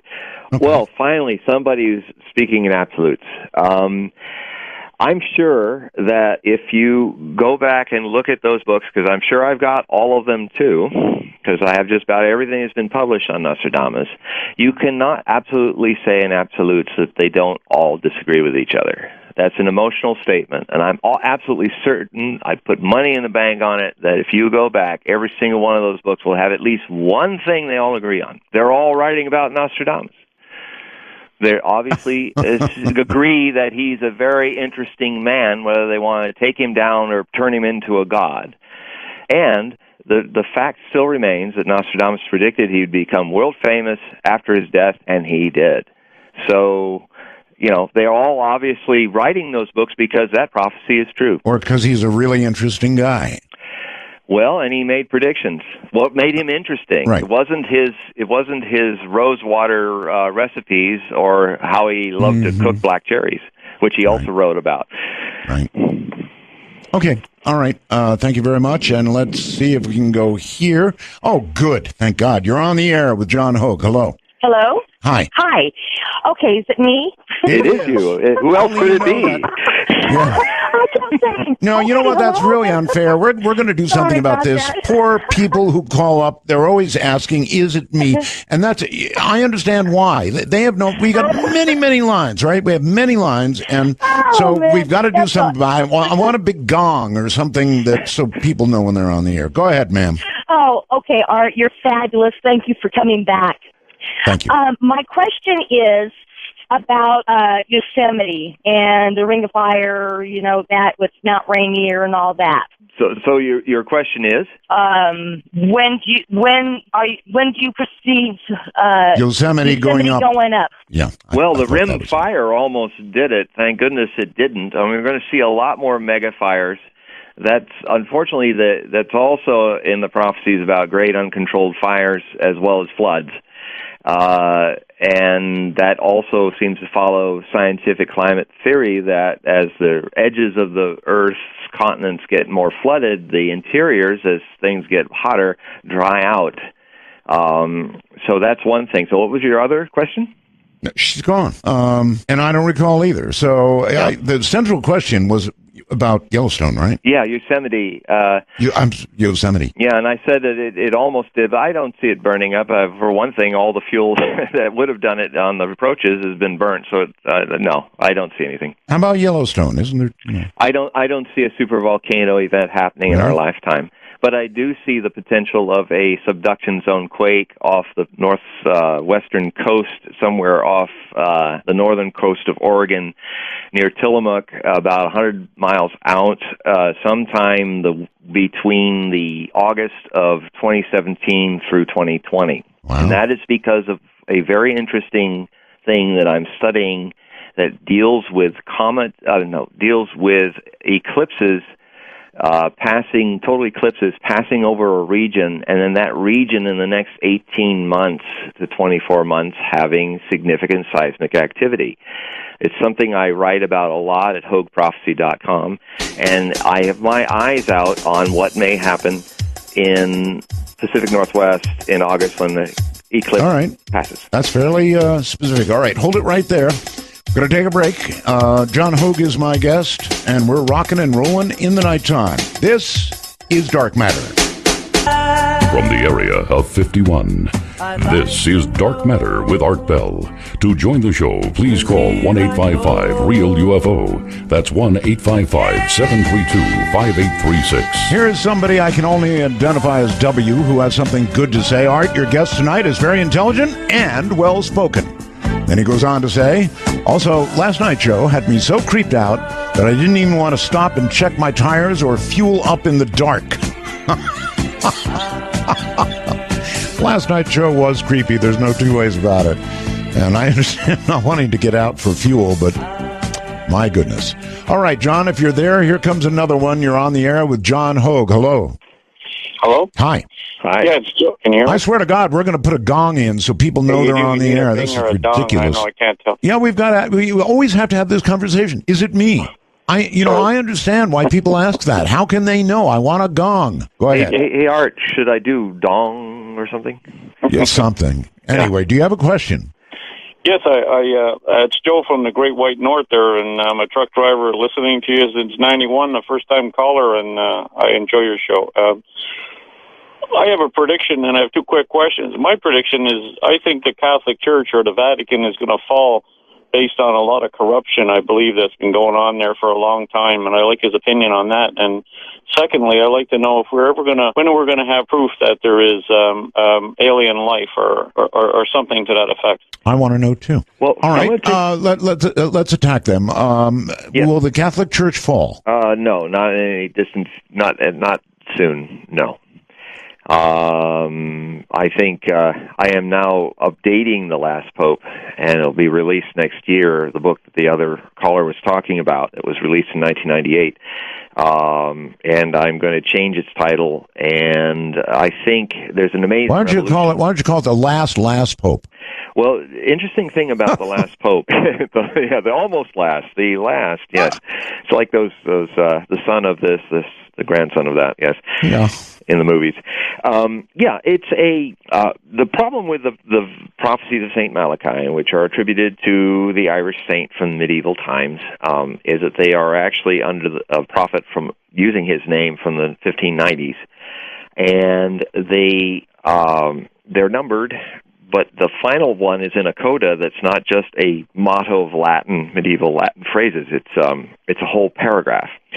Okay. And there's a feeling amongst prophet watchers that when the 111th, which was Gloria Olivae, which was Glory of the Olive, which is Benedict, which is actually a Benedictine symbol, when he left the church, it left only one left, and that was the last one that was really counted. Now we have Petrus Romanus, Peter of Rome.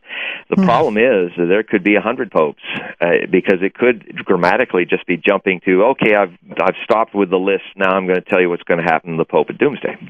That's one possibility. All right, John, we have such little time. I need a yes or no answer. Alien life. Yes. Yes. Excellent. Now I'm tempted to ask you something else, but I won't. Instead, I'll say, hello, look at this now. I don't have control. Give me line one. I hate this program. Line one. Yeah, thank you. You're on the air with John Hogue. Hello. Hey, how's it going, guys?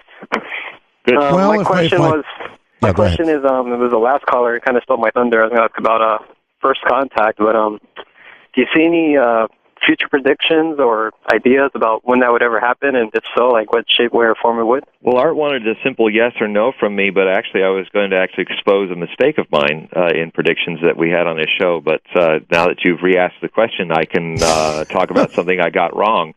Okay. I said that, maybe I won't get it wrong, but we're getting very close. I said that some of on his show long ago, I said that around the middle of this decade, we would probably find that the planets that we're looking at with our new telescopes will see artificial light or something in evidence in the spectrum that shows a civilization is existing in a nearby world, and that is how we will come to understand that there is extraterrestrial life, and it will become a mainstream understanding. Now, we're getting really close to me being wrong on that. Okay, but not there yet. Nope. So you can't. Okay. You're on the air with John Hogue. Hello. Hello. Yeah? Yes, it's you. Okay. That's what I asked. I'm just going to start saying that. Yes, it's you. Go ahead. Yeah, no kidding. Anyway, my question was about the nuclear reactor problem that they've had in Japan, and how and if it plays into any prophecy at all, Ooh, darn good question. Yeah. It really is a darn good question because these things last so long, these cesium-137 things. John? It's a whole chapter in my future book on Fukushima, and it is a significant situation between coming November, and next November. They are moving these rods out of the pool, which is hanging exposed to the air on a derelict building that could fall over, and I don't see good things coming from that. They're going to try, John. Yeah, I don't think they're going to succeed. So you're actually making a prediction? You're saying they're going to attempt the move and something terrible is going to happen? Yes, I've actually made a lot of predictions tonight. Okay. All right. I would join you in that prediction. You're on the air with John Hogue. Not a lot of time. Hello. Hello. Hi. Yes, it's you. It's me? Yes, ma'am. Yes, this is Peggy and Roswell's Art. Yes, thank you. Yes. Listen, I've worked in the ER for many, many years, and one thing that's always concerned me is that one of these days that there will be a modern epidemic that we haven't seen before. And I personally think we're so unprepared because on any given day, many of the nation's ERs are inundated with, we're understaffed, we're inundated with patients, we're already nearly over the top. And it just, I just wondered if the guest has any thoughts on prophecies on any modern contagious epidemics. Boy, you are so right on the money, ma'am. So right on the money. Thank you. John, we're running out of time. Quick. Bird flu, foreseen by Nostradamus as the many strange birds that come crying today, now today, and then will pass. And they are the first instance of a whole series of apocalyptic events. Oof. So you do see it coming, and you see it coming as that lady soon. I was wrong, actually, in seeing it would be coming. Well, no, actually, now that I think of it, next year is one possibility, although I think I'll be wrong. But yes, it'll be avian flu. Avian flu. I think if you can do that, nail them quick, we can get another one in. You're on the air with John Hogue. Hello. Hello, John. Yeah, I was calling about the financial crisis that we're looking at. Okay, and the question is, very quickly. What does he see? Does he see them coming to resolution, or does he see a financial collapse? Okay, good question. Does it go north or south, John? South in 2016. Fiat economy in crisis. Bonds away. That good? Bonds away. That's the way to end a program, John. That's the way to do it, buddy. All right, it has been a blast. See, once we really got going, John, it's fun. I know. It's gritty. I like it. Yeah, well, you gritty. That's what we are, gritty. You take care, buddy. We'll do it again. Okay, Art. Right, Bye-bye. Good night. All right. If I have to have one more conversation, I used to have to tell people to turn down radios. Now it's very rare. Now is it me? Am I on? Is it me? If I hear that one more time, I'll be going to the ER. Good night.